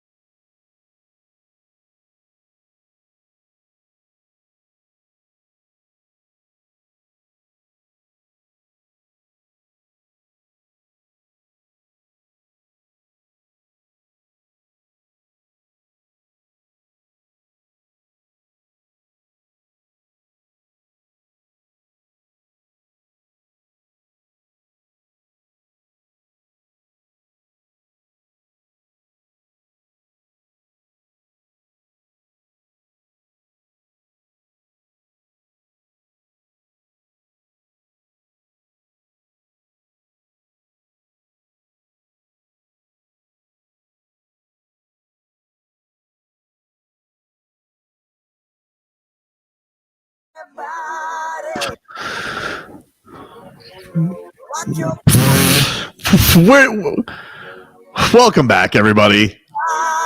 Tobin and Leroy here with you. Where did you get a director's boom mic? By nowhere. Oh my god.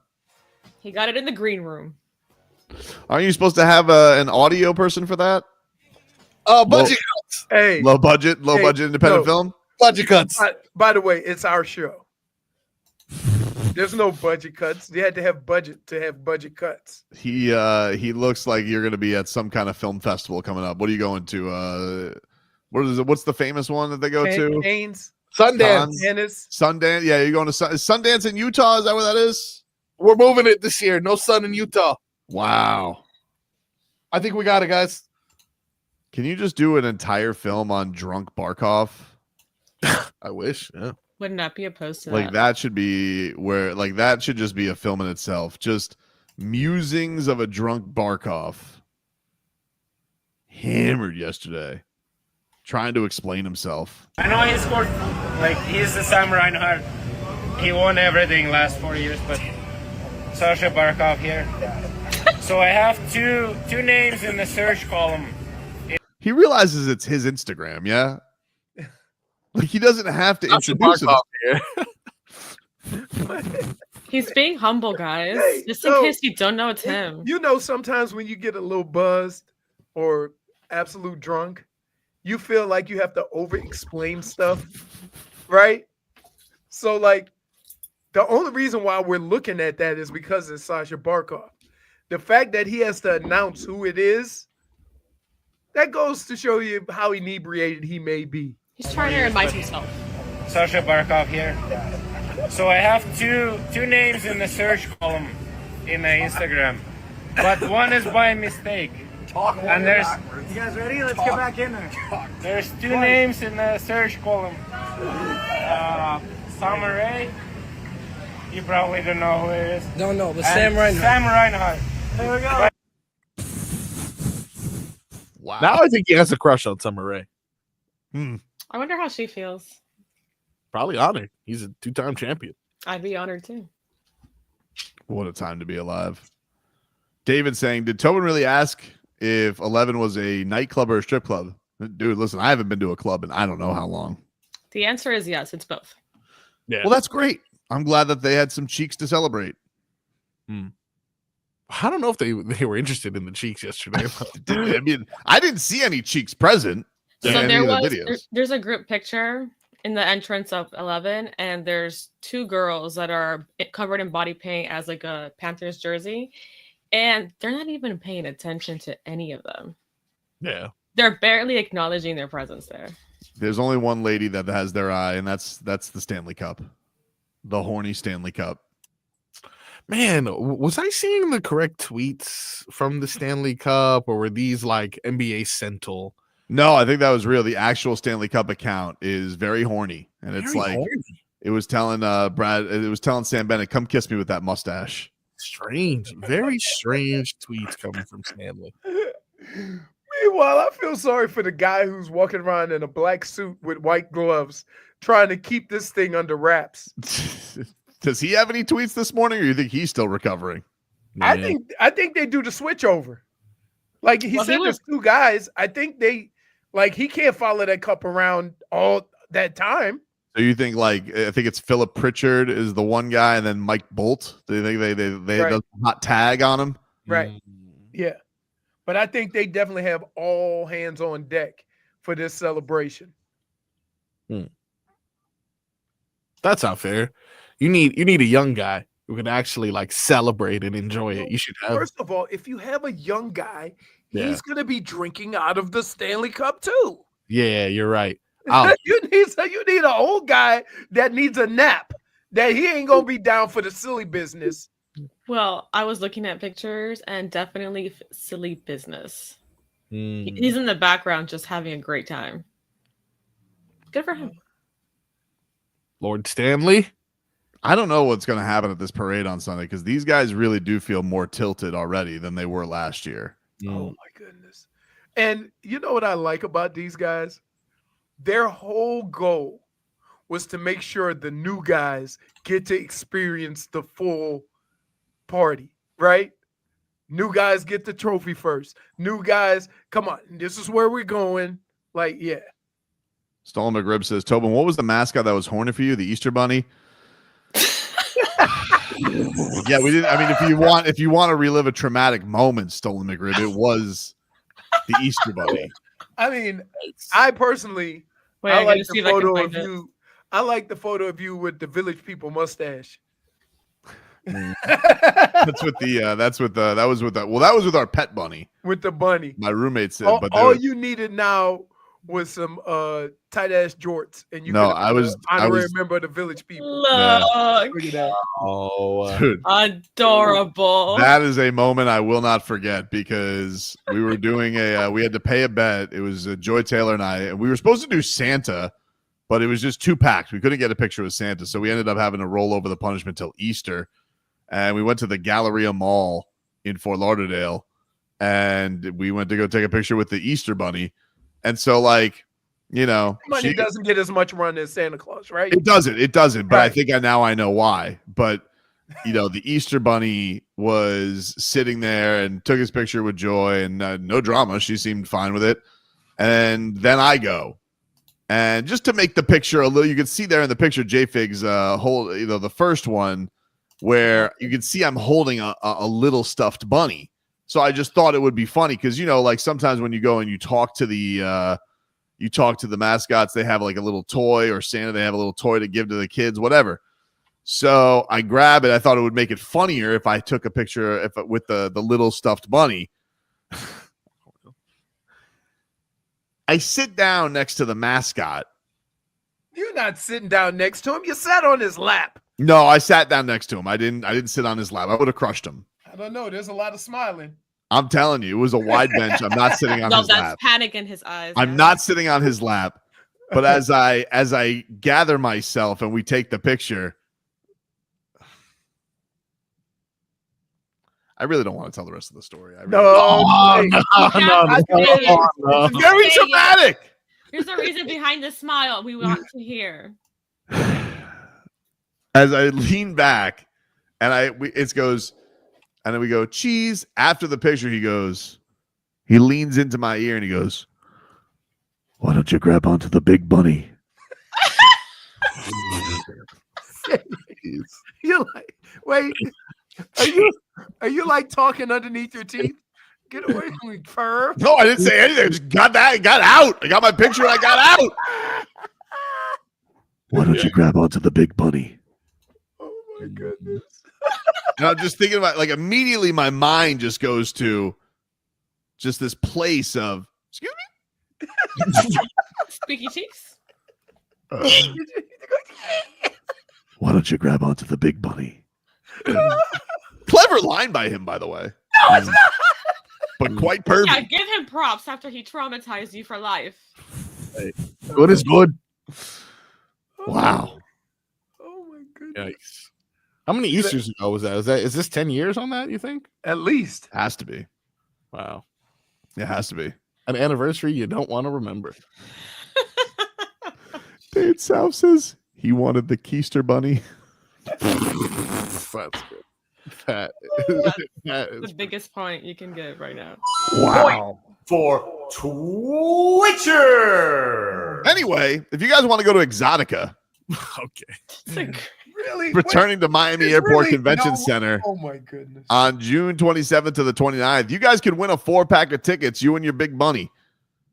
If you guys want to get a chance to win, go to the WQAM contest page, WQAM.com. That rabbit said, hold my eggs.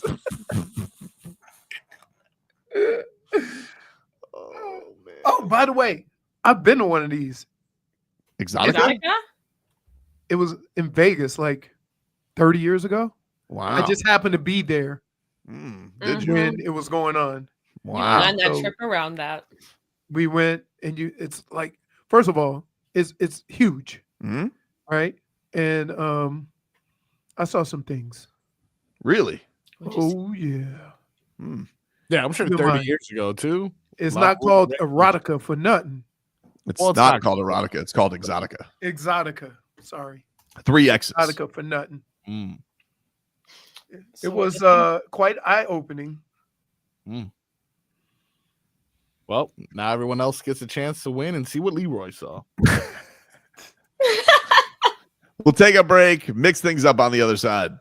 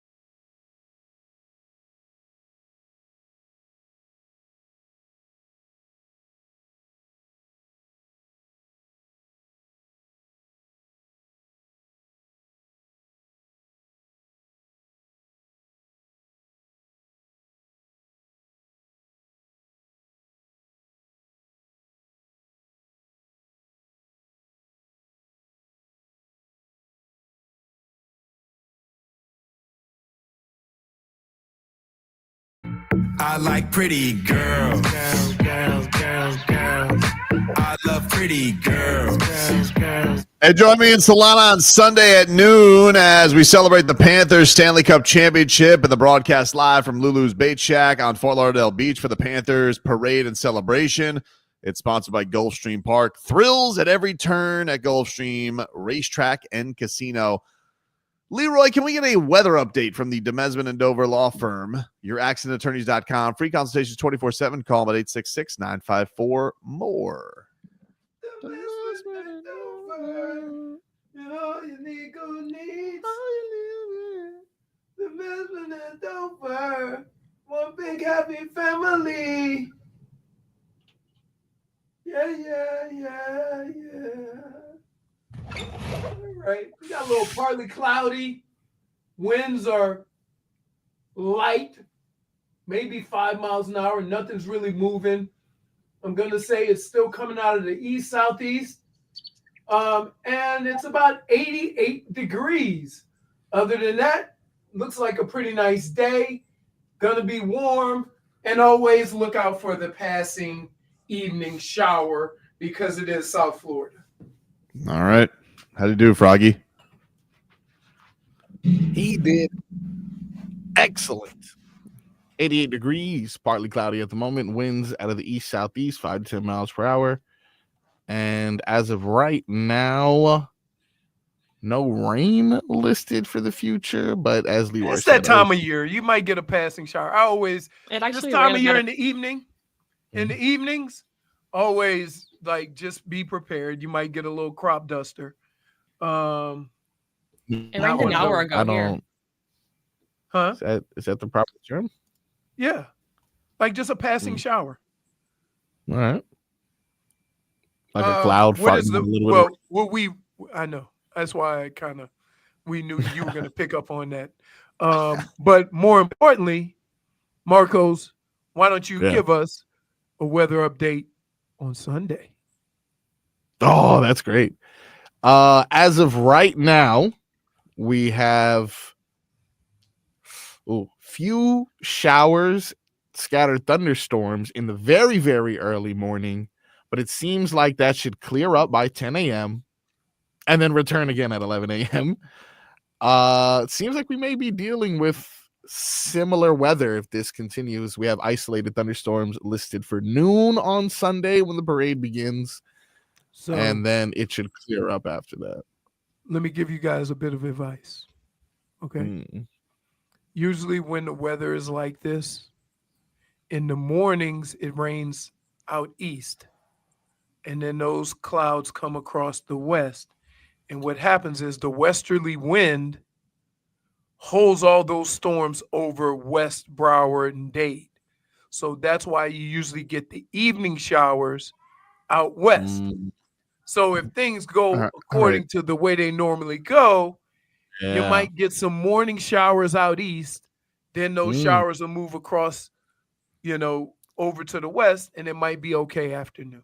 All right, Jim Cantore. We don't need the breakdown of the wide nine weather. No. Hey, that was good. That was good. Hey, don't shame him. Hey. Yeah. Why are you messing around? That crap is accurate.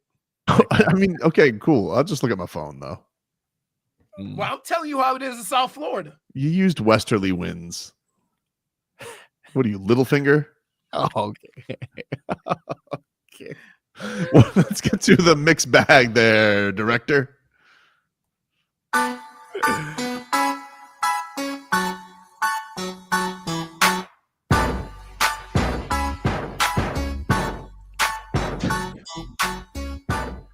What do you got in the mixed bag today there, Froggy?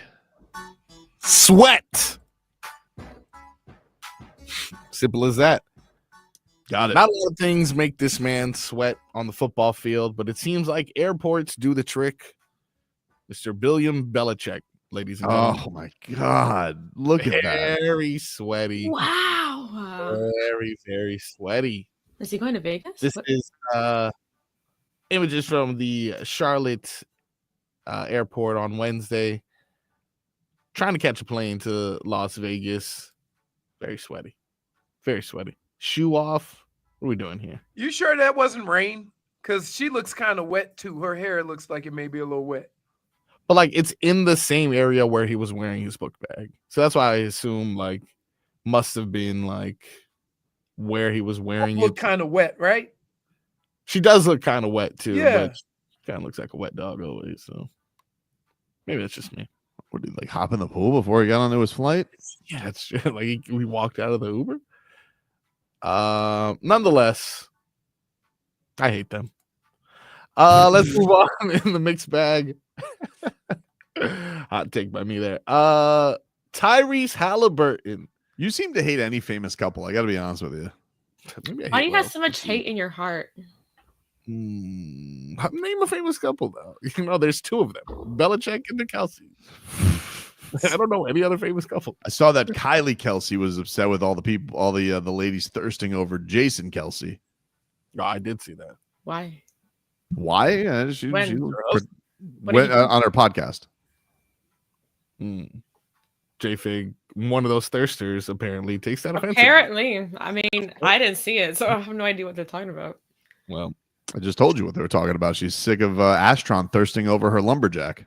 I saw someone get a tattoo of Jason Kelsey recently, and the only thing covering his naughty area was an eagle logo. As you can imagine, you don't want your partner being tattooed on other women's body.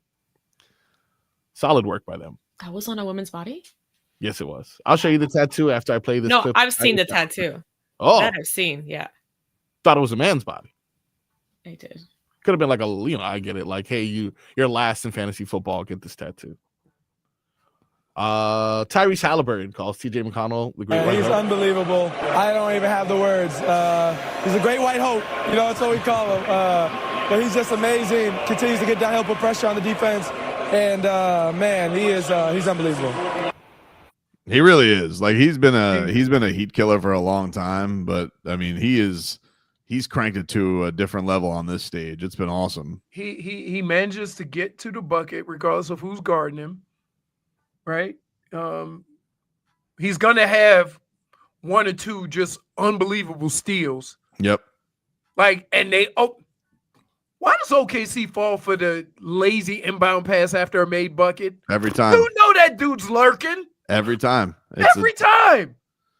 I don't know. But They fall for it once or twice a game. The greatest intangibles player there is right now walking the planet. Doesn't Caruso doesn't start, does he? No. Okay, No. so it's between him and Caruso as King intangibles. Yeah. Okay. The battle it out.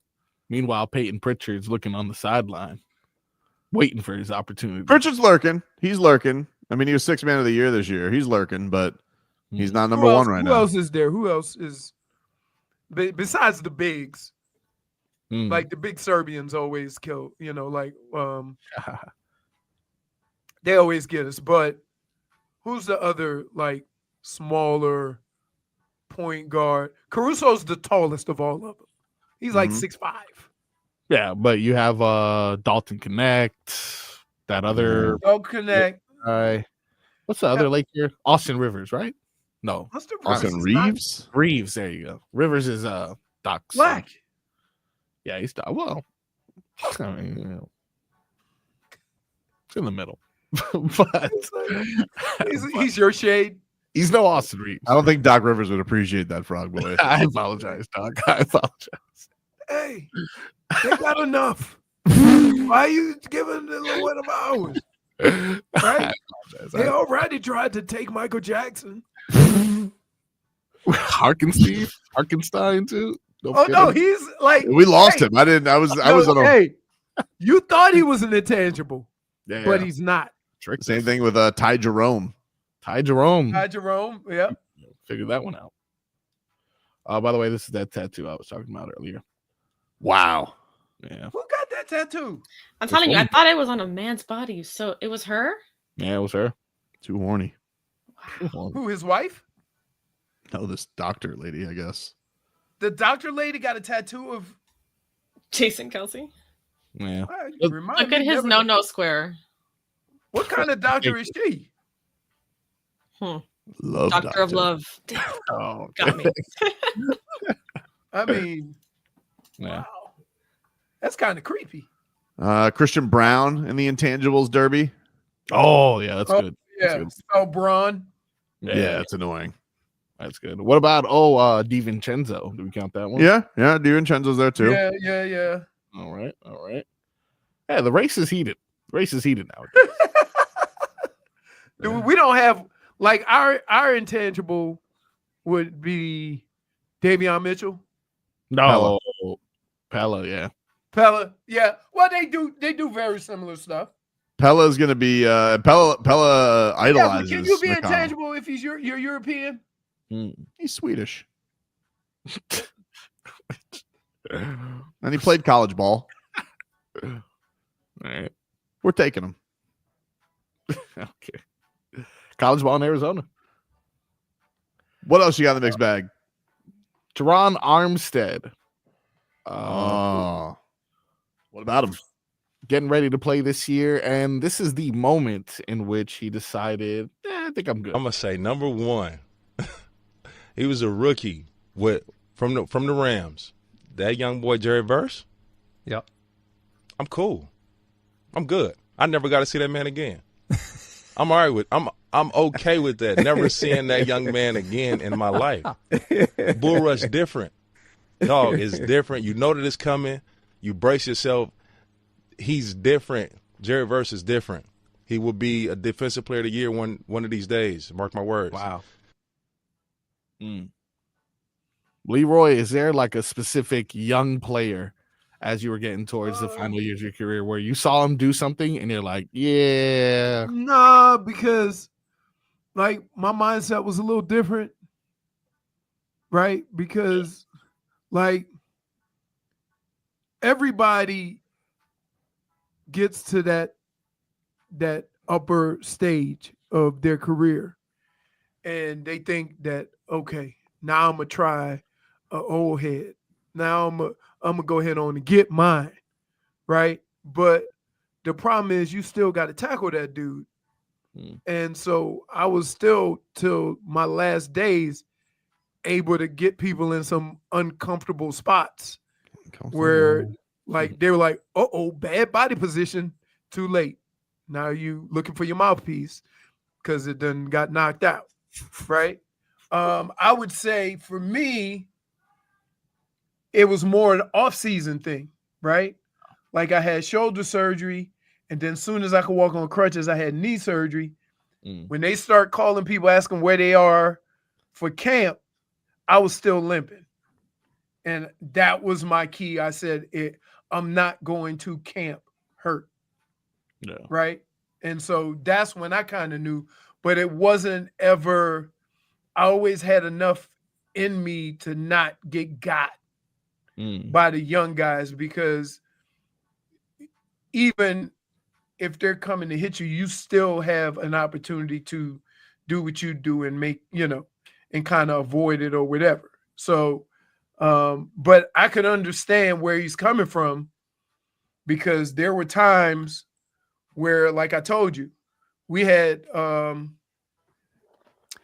there was a linebacker in Pittsburgh, and I was running down the middle of the field on a route, and I wasn't slow, but I wasn't like Devon Achane, but I could run decent.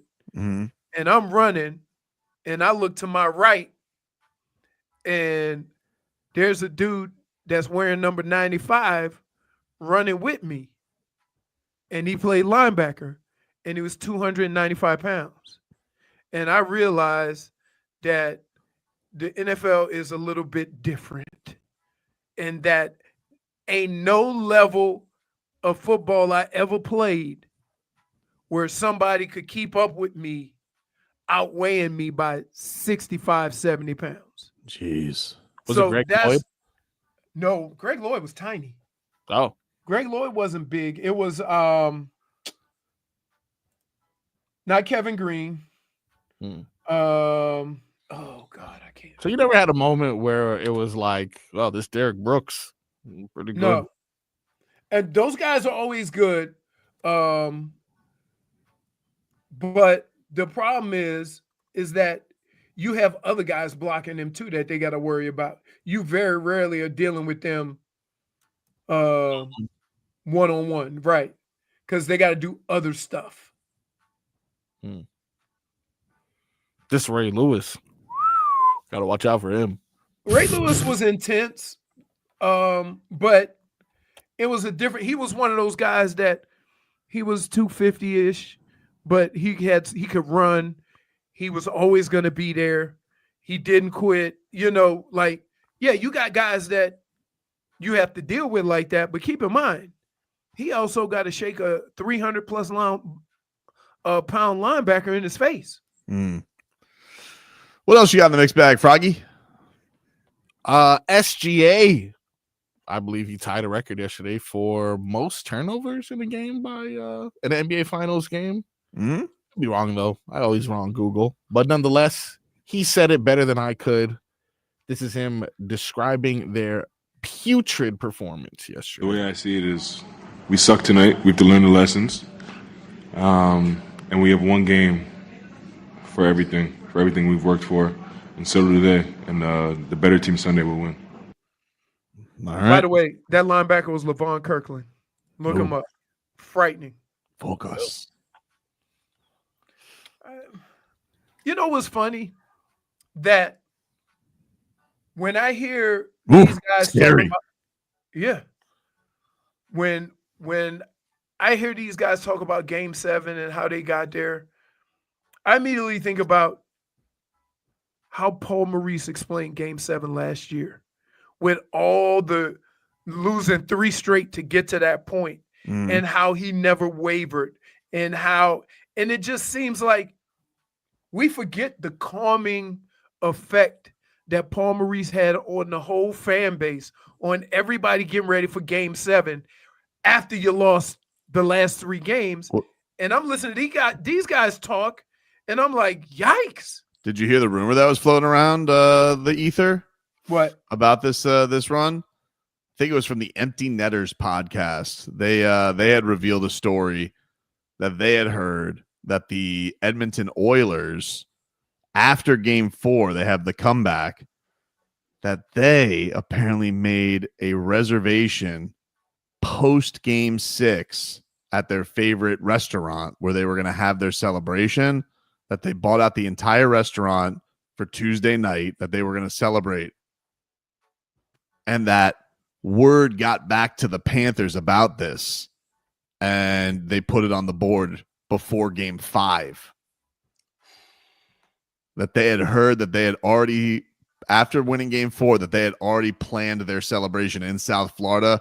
The Panthers found out before Game 5 and put it on the whiteboard beforehand, beat the snot out of them. And then, of course, we know what happened. You know what that's called. Wait, you know what would be awesome if they actually went to that restaurant to celebrate their win?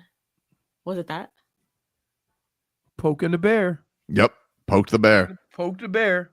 I don't believe they went to that same restaurant, JFig. I would have. Because only Nico Mikkola would have liked eating raw fish.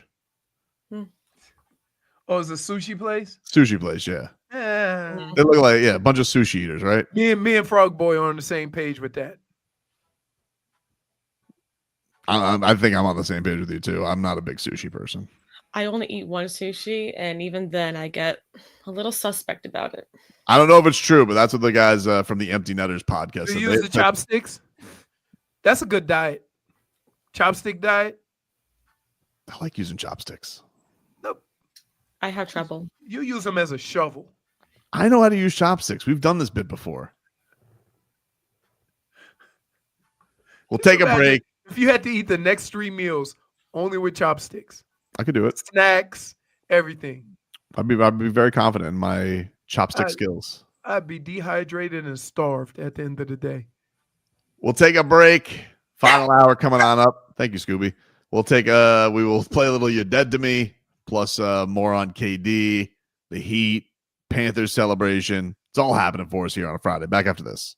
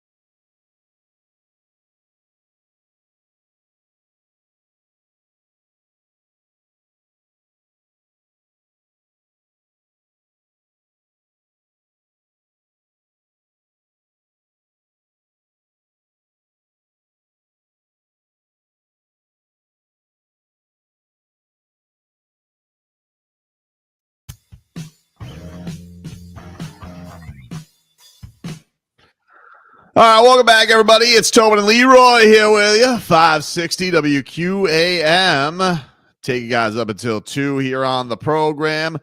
Get to our headlines, which are brought to you by Doral Kia. At Doral Kia, choose from over 500 new Kia miles in inventory. The Sportage, Sorento, and Telluride. Remember, when it comes to Kia, the great deals are at Doral Kia. The Pacers force Game 7. They win 108-91 over the Oklahoma City Thunder in Game 6 in the NBA Finals. Game 7 comes your way on Sunday. Florida Panthers party continues. They were at 11 last night. You had Aaron Ekblad. He was getting all emotional. It sounded like he was saying goodbye, but then it sounded like Sam Reinhart wasn't going to let him say goodbye. Sam Bennett, he did the opposite. He said he's not effing leaving. I don't know if his agent likes that, but it does seem like he loves Florida very much. All the Panthers players are making their agents pull their hair out. Everyone's like, the agent works for them. Yeah. But, you want to shop around, get the best deal possible. And everyone's like, no, I love it here. Blood, sweat, and tears. How could you not love it down here? I mean, honestly, how could you not love it down here? Yeah. You see this Connor McDavid, how miserable he was yesterday up on that podium? He's like, I don't know if I'm going to keep the window open. I don't know if I'm going to be able to do it. And then you have Kachuk, thousands of miles away, starting an F. Connor McDavid chant at 11. Where else can you celebrate like this? Nowhere. It is that this is like the troll capital of the world. Oh yeah. Right? Like, if there's two people who are going to rub your nose in it, it's going to be Kachuk and Marchand. Yep. Marchand yesterday just going and berating every organization that screwed up with all of the pieces on this team. His Instagram was going crazy. It really was. He just decided, I'm going to just tag every organization that has let one of us go. Let's have some fun, baby. The petty receipts. He's having a good time. Really was. It really has been a fun thing to say. We saw Barkov hammered. That was something. Yeah. He wasn't even hiding it either. Now, barring a incredible performance by another player at the parade, it seems like Barkov is in the lead for post-celebration MVP. Really? You think so? I mean, Schmitty had his moment, and other players have had their moment, but no one has been consistent as Mr. Barkov. I don't know, man. Some of these videos of Marchand last night have been pretty crazy. They threw him up and crowd surfed him. He got a cowboy hat somewhere. It was either going to be him or Sammy, right? Yeah. Those are the two guys. Everybody else too big. Yeah, but did he show up at his neighbor's house at 3 a.m? Too many. Barkov or Reinhart? No, anyone other than Barkey. No one, because he had the cup, so no other reason for anyone else to. Yeah, but the crazy thing is that he did it last year too. So he went back, and the guy clearly. Well, who does the cup leave with last night? Like when they leave 11, who gets to have it? Like does it end up with somebody for brunch today? No. Listen, here's what happens. The keeper of the cup takes it home. They all take a nap, and then they make arrangements for the next day. But question, it's not with Sam Reinhart at Raising Cane's, right? No. I don't know. I don't think so. That got to be a bump up, right? Like if you're doing a gig, so if Marchand was doing something at Dairy Queen, and he brings the cup, that's an extra. Hey, if you bring in the cup, do you get a little? So you're like, that's what I'm saying. Let's say he gets 10,000 for the appearance, 25, but like 25, he's got the cup. 25, because Dunkin' Donuts can say, "Come see the cup." Yeah. And once you can say, "Come see the cup," you're gonna have all kind of crazies. If you're Dairy Queen and you have Brad Marchand there and he brings the cup, but then makes a blizzard in the cup, that's $100K. Yeah, that's expensive. And take photo ops. Yeah, dude. Eating it, or let people come by and scoop out, get a spoon and scoop some ice cream out of the cup. That's good. One sample. That's samples? one Little lifelong you fan. know the little sample spoons they give you? Now you say, "Oh, can I try that?" And the sample's so small you can't taste it. I found one video of Sergei Bobrovsky from yesterday. And Suited, booted. of course. He's suited and booted, and you could just see him. And what do you know? There he is in his blazer. Buzz cut, full gust. Drinking water. Just smiling. Doesn't even look like he has a drink. Wait, did he cut his hair? Yeah. Right after? Cuts his hair right afterwards. Goes right to buzz cut. Wow. He looks so happy. Didn't change his outfit. Only guy who didn't change his outfit from the restaurant. Just like, but he's having a good time. Like he's smiling. That don't mean he's having a good time. Oh no. In Bob's world, I think so. Like, I can't even see teeth. Looks like a proud papa. He don't even have a glass. Hands in pocket. You think he just refers to everybody as rascals? You rascals. How is it possible that they have you don't think there was? I got to know if somebody was boots on the ground there last night. Hit us up in the chat and let us know. But was there at any point? I'm surprised none of his teammates tried to get him on stage. Like nobody peer pressured Bob, or do they just still know we don't mess with Bob? To get the Bob chant? Like they know. Well, I don't know. Bob doesn't seem like, you know what? Here's how this goes. If he was an OG in the hood, they would say, Bob is not to be trifled with. That may be where it's at. Like just to get him out there was probably an accomplishment.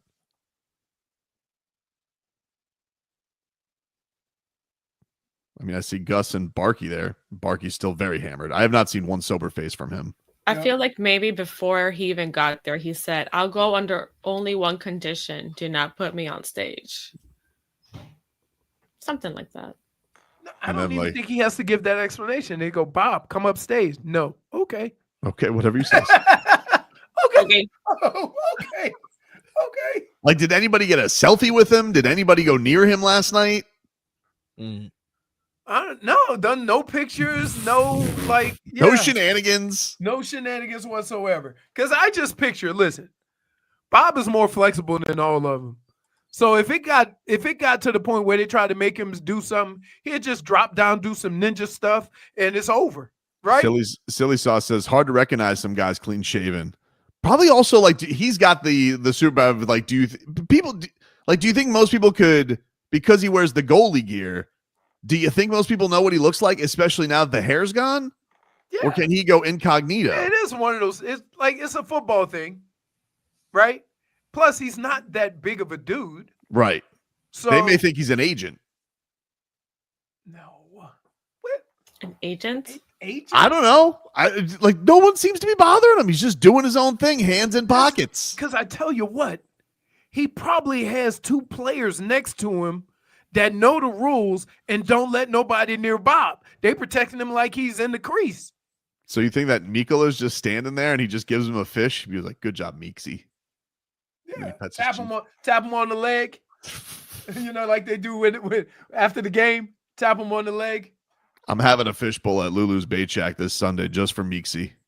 What is a fish bowl? Giant bowl with a drink in it? Yep. Is there vodka in there, I'm assuming? I don't know. I just know you drink out of a fish. I think you have many options. I'll bring up the menu. I'll look at the menu during the break. Solana and I are going to be broadcasting live. Coverage starts at noon from the parade. Although I'm going to be there earlier. What are the chances? Hold on. Let me ask you a question. Yep. I know what your chances are. Because it don't take much for you to get too carried away. What are the chances that both of you guys have a couple? Me and Solana or me and Frog Boy? Solana. I know you and Frog Boy. You and Frog Boy. I'm going to get him tilted. He's, if he thinks he's going to come on my parade broadcast and not be sloshed with the fishbowl, he's got another thing coming. Look, boxing Tobin, or I should say fight sport Tobin and Miami Heat Solana are different than parade Tobin and parade Solana. It's going to be laid back. I anticipate Tobin's going to be wearing chancletas. Ooh, maybe. Toes out on the sand. You're going to go toes out for real? It's the beach. Can I just say this?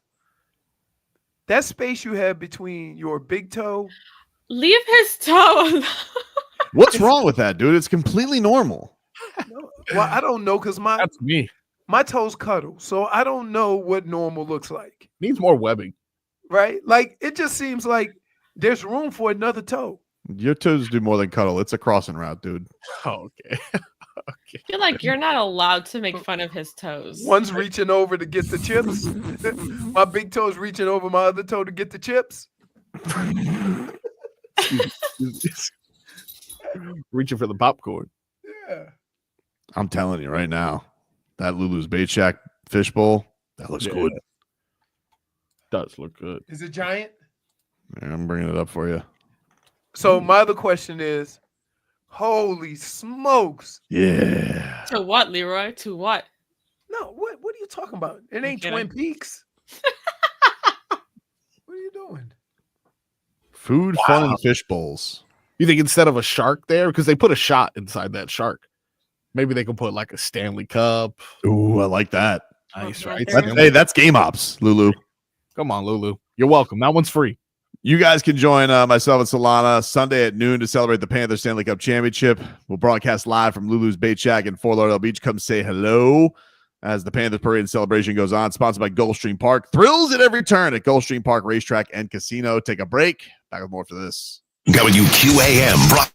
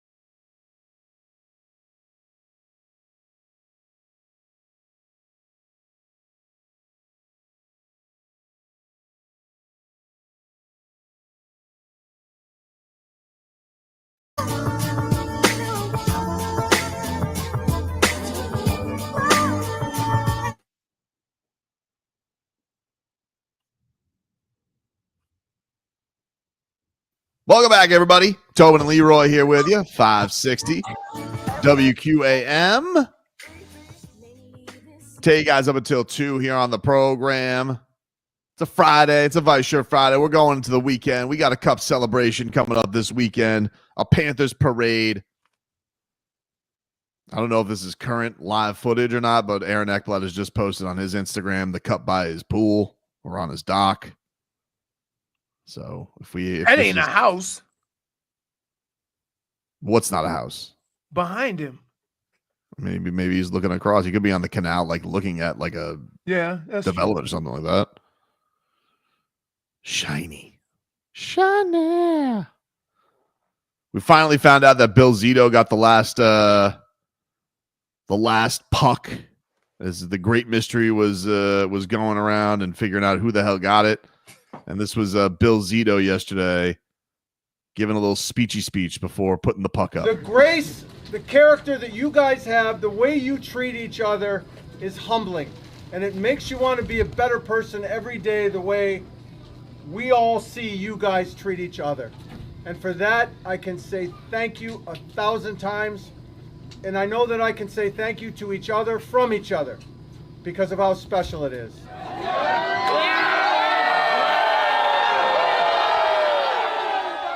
Wow. And then puts the last puck up there. That's Goosies Galore, dude. Wow. Yeah, that is. Good for Bill Zito getting that My puck. favorite is it says time to hunt with a fighting rat. Right. Like the rat's like Goosies Galore.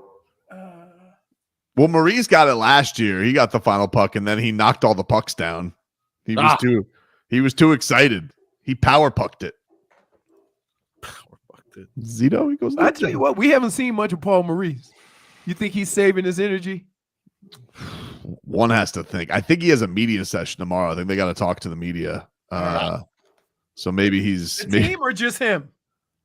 It said Paul Maurice and various players. So I think it's like an end of season media. I don't know if it's mandatory or voluntary. I don't know how that works. But they're speaking tomorrow. So Paul Maurice, and then the parade's the next day. So, whew. You think he's gonna show up with another custom shirt with his? I hope so. Yeah, I hope Pepper and Poppy and Pepper, Poppy and something like that. That's good. I had it. What is Paul Maurice's? What's his attire? What's his attire? He was pretty. Hey, he was in his Barkov zone last year. Penny and Poppy. Thank you, Dade South. Yeah, Poppy and Penny. Why does that guy know everything? He's just a rememberer. It's good to have him around. I'm trying to get him to produce the show. He told me no. But no, I think Maurice. Yeah, I think he cuts loose at the parade. I think that's his move. Yeah, I think that's where we go. I'll tell you one thing. You better not do this Kevin Durant trade parade day. All right, don't you do that in Miami Heat. Listen, that's really what they're waiting for because they are an organization filled with class. They're letting the Panthers have their moment. So they got a little much on their Instagram the day after. I would have wished it was less. But nonetheless, they're waiting for everything to be done. And then on Monday, they'll make the trade when we're readily available. Yeah, just like start it up fresh on Monday. Kevin Durant's on the Heat. Yeah. And we keep our 20th pick. That would be kind of cool. Yeah. Draft show. Look at that. All according to plan, baby. Kevin Durant did have to come out and shoot down a rumor today because Boogie Cousins went on FanDuel TV and claimed that there were fistfights last year in the Suns locker room. And I was like, is this Sentinel? Is this a real thing? Like, did Kevin Durant get sentled? And Kevin Durant came out and he said, this is some bull bleep to throw on us. Yeah, we were trash this year, but we never got close to this. Never. I don't like how he's saying us and stuff. But I get it. Why would Boogie Cousins lie about that, though? That's the only thing. I mean, Boogie Cousins definitely, he did just get kicked out of the Puerto Rican League. Oh, did he? Yeah. Didn't he teabag a fan or something like that? Well, it started with an exchange back and forth, then middle fingers exchange, and then he did grab his no spot, which, because he is a 7-foot man, if you're sitting down, happens to be at eye level. And he did also get in the man's face, which led to a physical altercation between him and fans. And I don't think basketball likes that very much. Man, the Puerto Rican League is just full of rambunctious centers. Like they had him, they had Hassan. Man, I've seen a lot of different fighting though amongst, like, for example, the team that Kendrick Nunn plays for in the European Basketball League. I believe they're in a championship series, which possibly could have ended now, against a rival team that Evan Fournier is on. There's been a lot of battles to the point where the government had to get involved and say that if things continue, that they would cancel the series. We got Lance Stevenson fighting too. It gets crazy. I was talking to a scout last year before he came, and he specialized in like in scouting like Serbia and in that region. Yeah. He goes, they're crazy over there. It gets crazy. I'm telling you, the government had to intervene, and we see our precious Kendrick Nunn, who never had any sort of violent outburst as a member of the Miami Heat or even as a Laker, and now he's flagrant fouling Evan Fournier and at the forefront of a fight, and you wonder what the hell's going on. Do you think Bill Zito just calls Edmonton to just troll them and ask him for a McDavid trade? like just for content for the social media page? He's like, hey, Edmonton GM, it's Bill. Hey, great series. Here, McDavid's making a stink, huh?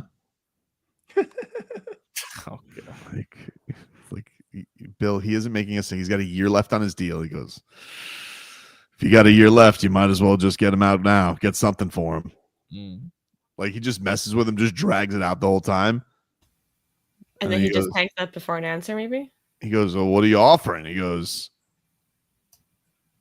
Barkov. He goes, really? No, LOL. I would never trade Aleksander Barkov for him. See ya. Click. Hang up. He got me again. The Barkov trade. I don't know. I fall for it every year. He goes, all right, here's the trade. I'm going to give you 2 first-round picks and Uvis Balinskis.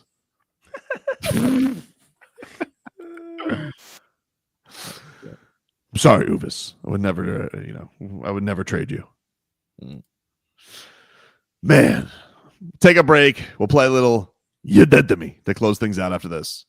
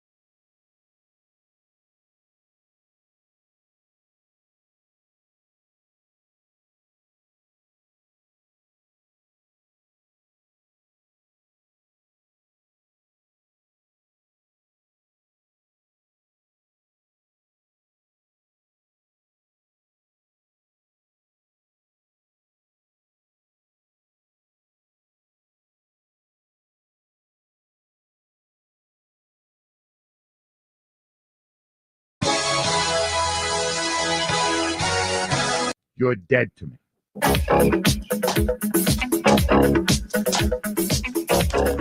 All right. Let's bury some people. You're dead to me. That's what we do here on a Friday to close things out. So, Johnny Bones Jones has decided to come out on a podcast and say he doesn't have the itch to fight anymore and that he doesn't really care about fighting Tom Aspinall.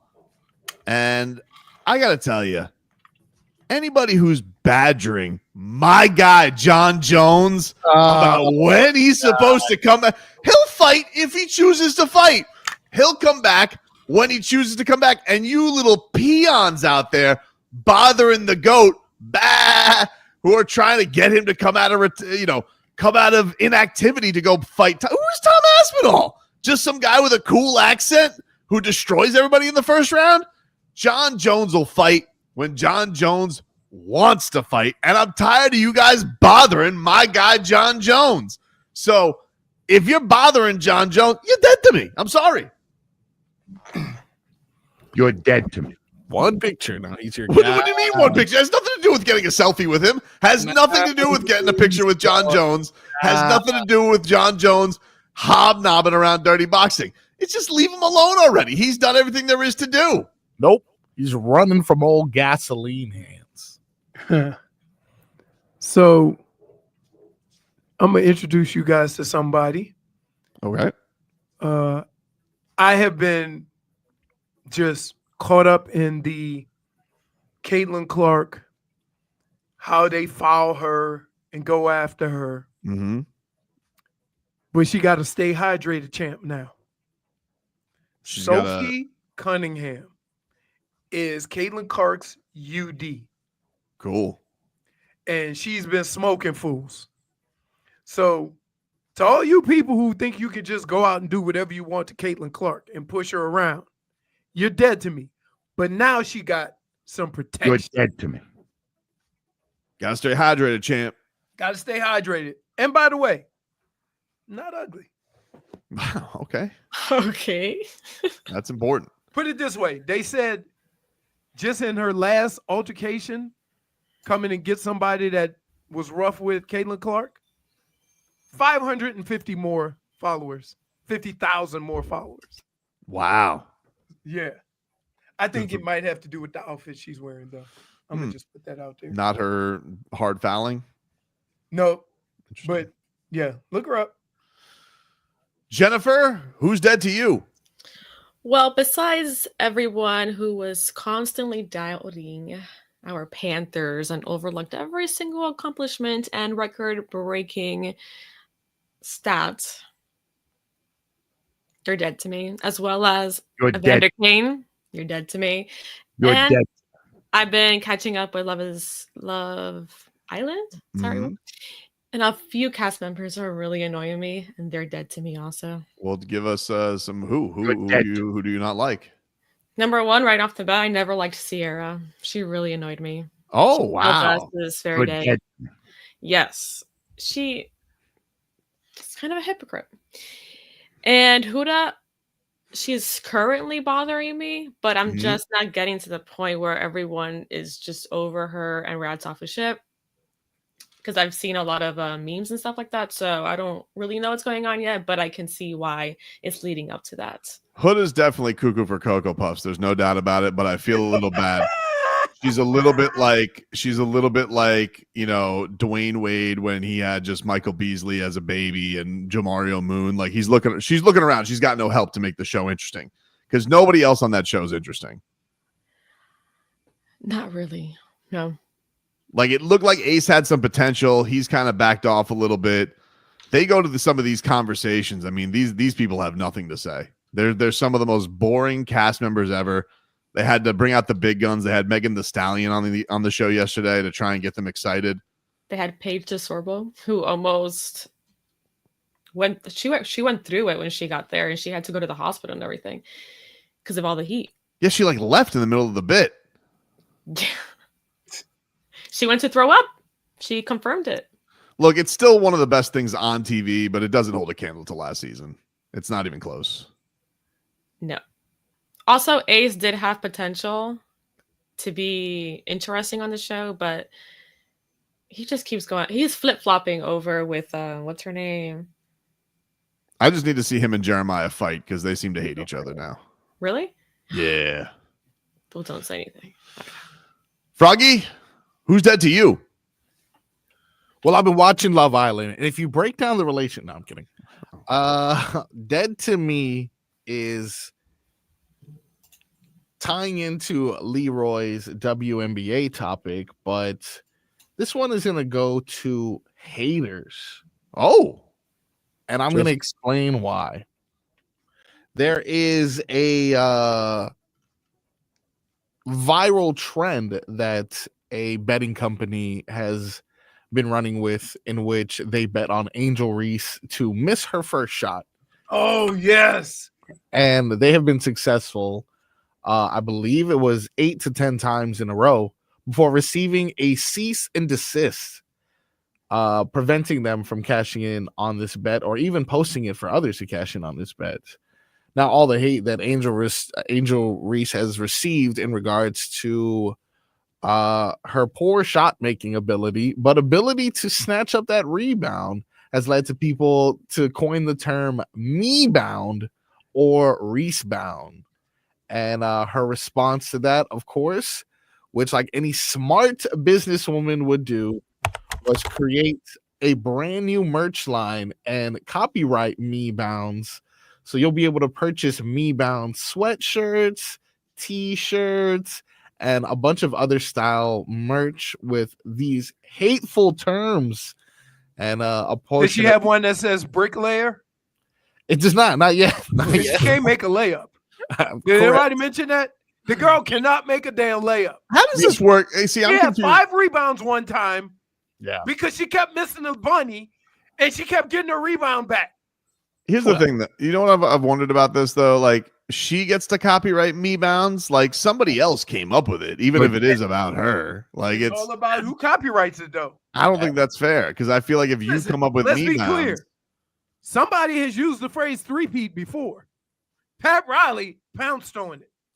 That's how it works. Did they? I don't know if anybody else did use 3P before him.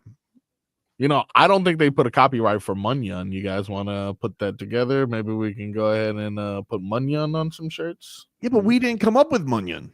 Yeah, but it doesn't matter who comes up with it. It's who pays for I actually find that offensive, though, as a person who, like, you know, comes up with bits and things like that. Like, if I come up with a bit, like, if we had shirts that said, like, if we said, so proud of you, Nico, and Nikola Jovic was selling those shirts, well, part of me would be proud to be like, hey, Nico, that was our thing. Yeah. Makes sense. I understand why you'd feel, but too bad, so sad, man. Get your money up, baby. What do you mean, too bad, how sad? Boo-hoo. Right? There you go, Jennifer. Boo-hoo. Copyright office, man. Got to get there first. I don't think that's how you guys would Finders react. keepers. I don't think that's how you guys would react if it was your ideas. Okay, what about this? Would You not. write down, maybe you don't have the money to copyright. Maybe you write down me bounds, right? This is all. You write it down, you put it in an envelope, you stamp it, you mail it to yourself, and you never open it. Man, it's like, look, this is proof that I did this first. Then you can open up in the court of law, and there you go. You can get your money back. But in the meantime, hey, man, first is first. Interesting. With that being said, guys, I have copyrighted Silly Sauce and Never Wanted Him. Those shirts will be coming out next week. How do you feel about that, Tobin? Never wanted him.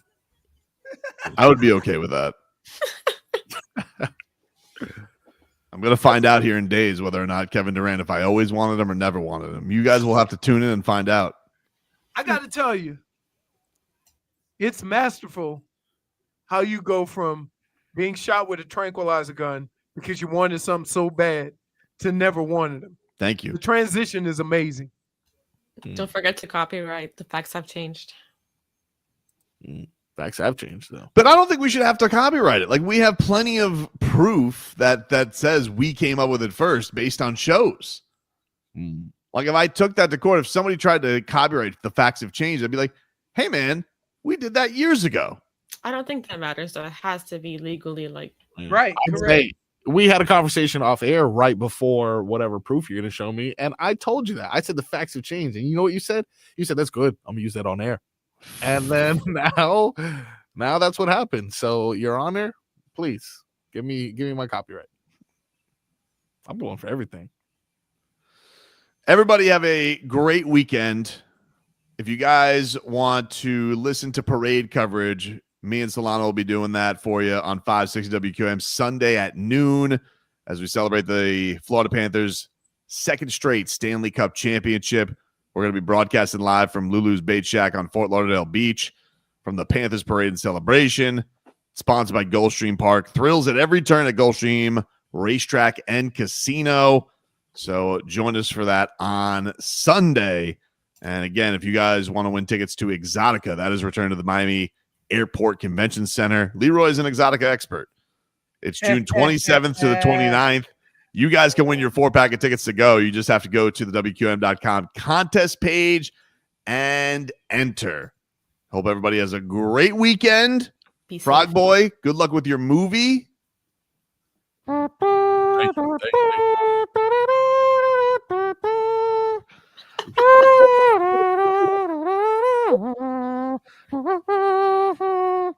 How did you get those brontosauruses to look so Can I real? just say this? It's really hard for you to make a trumpet noise with no lips. I nailed it, dude. So I don't need to hear your sass. In fact, hit him with a -1 for sass on the way out for the weekend. On the way out. A true rat bastard, this Leroy Horde. Jeez. -1. Can you motorboat? Wow. Exotica. Exotica. Perfect. We'll talk to you bastards on Monday. The Meslin and Dover, they are horny too. Look at the quickness. Dude. I'm like a crab. Oh my goodness. Just quickly send us to break. I'm like a crab on the beach. During his press conference, we have not dove into yet. Today, Juneteenth, indoors is a commemoration. Man, that kicked my ass. People are still dropping ass to the Charleston. What is this, Ethel? They've added a trombone. You're barking down the wrong tree. I need a little bit more suntan lotion. Come and find me, motherfuckers. Midday Sport.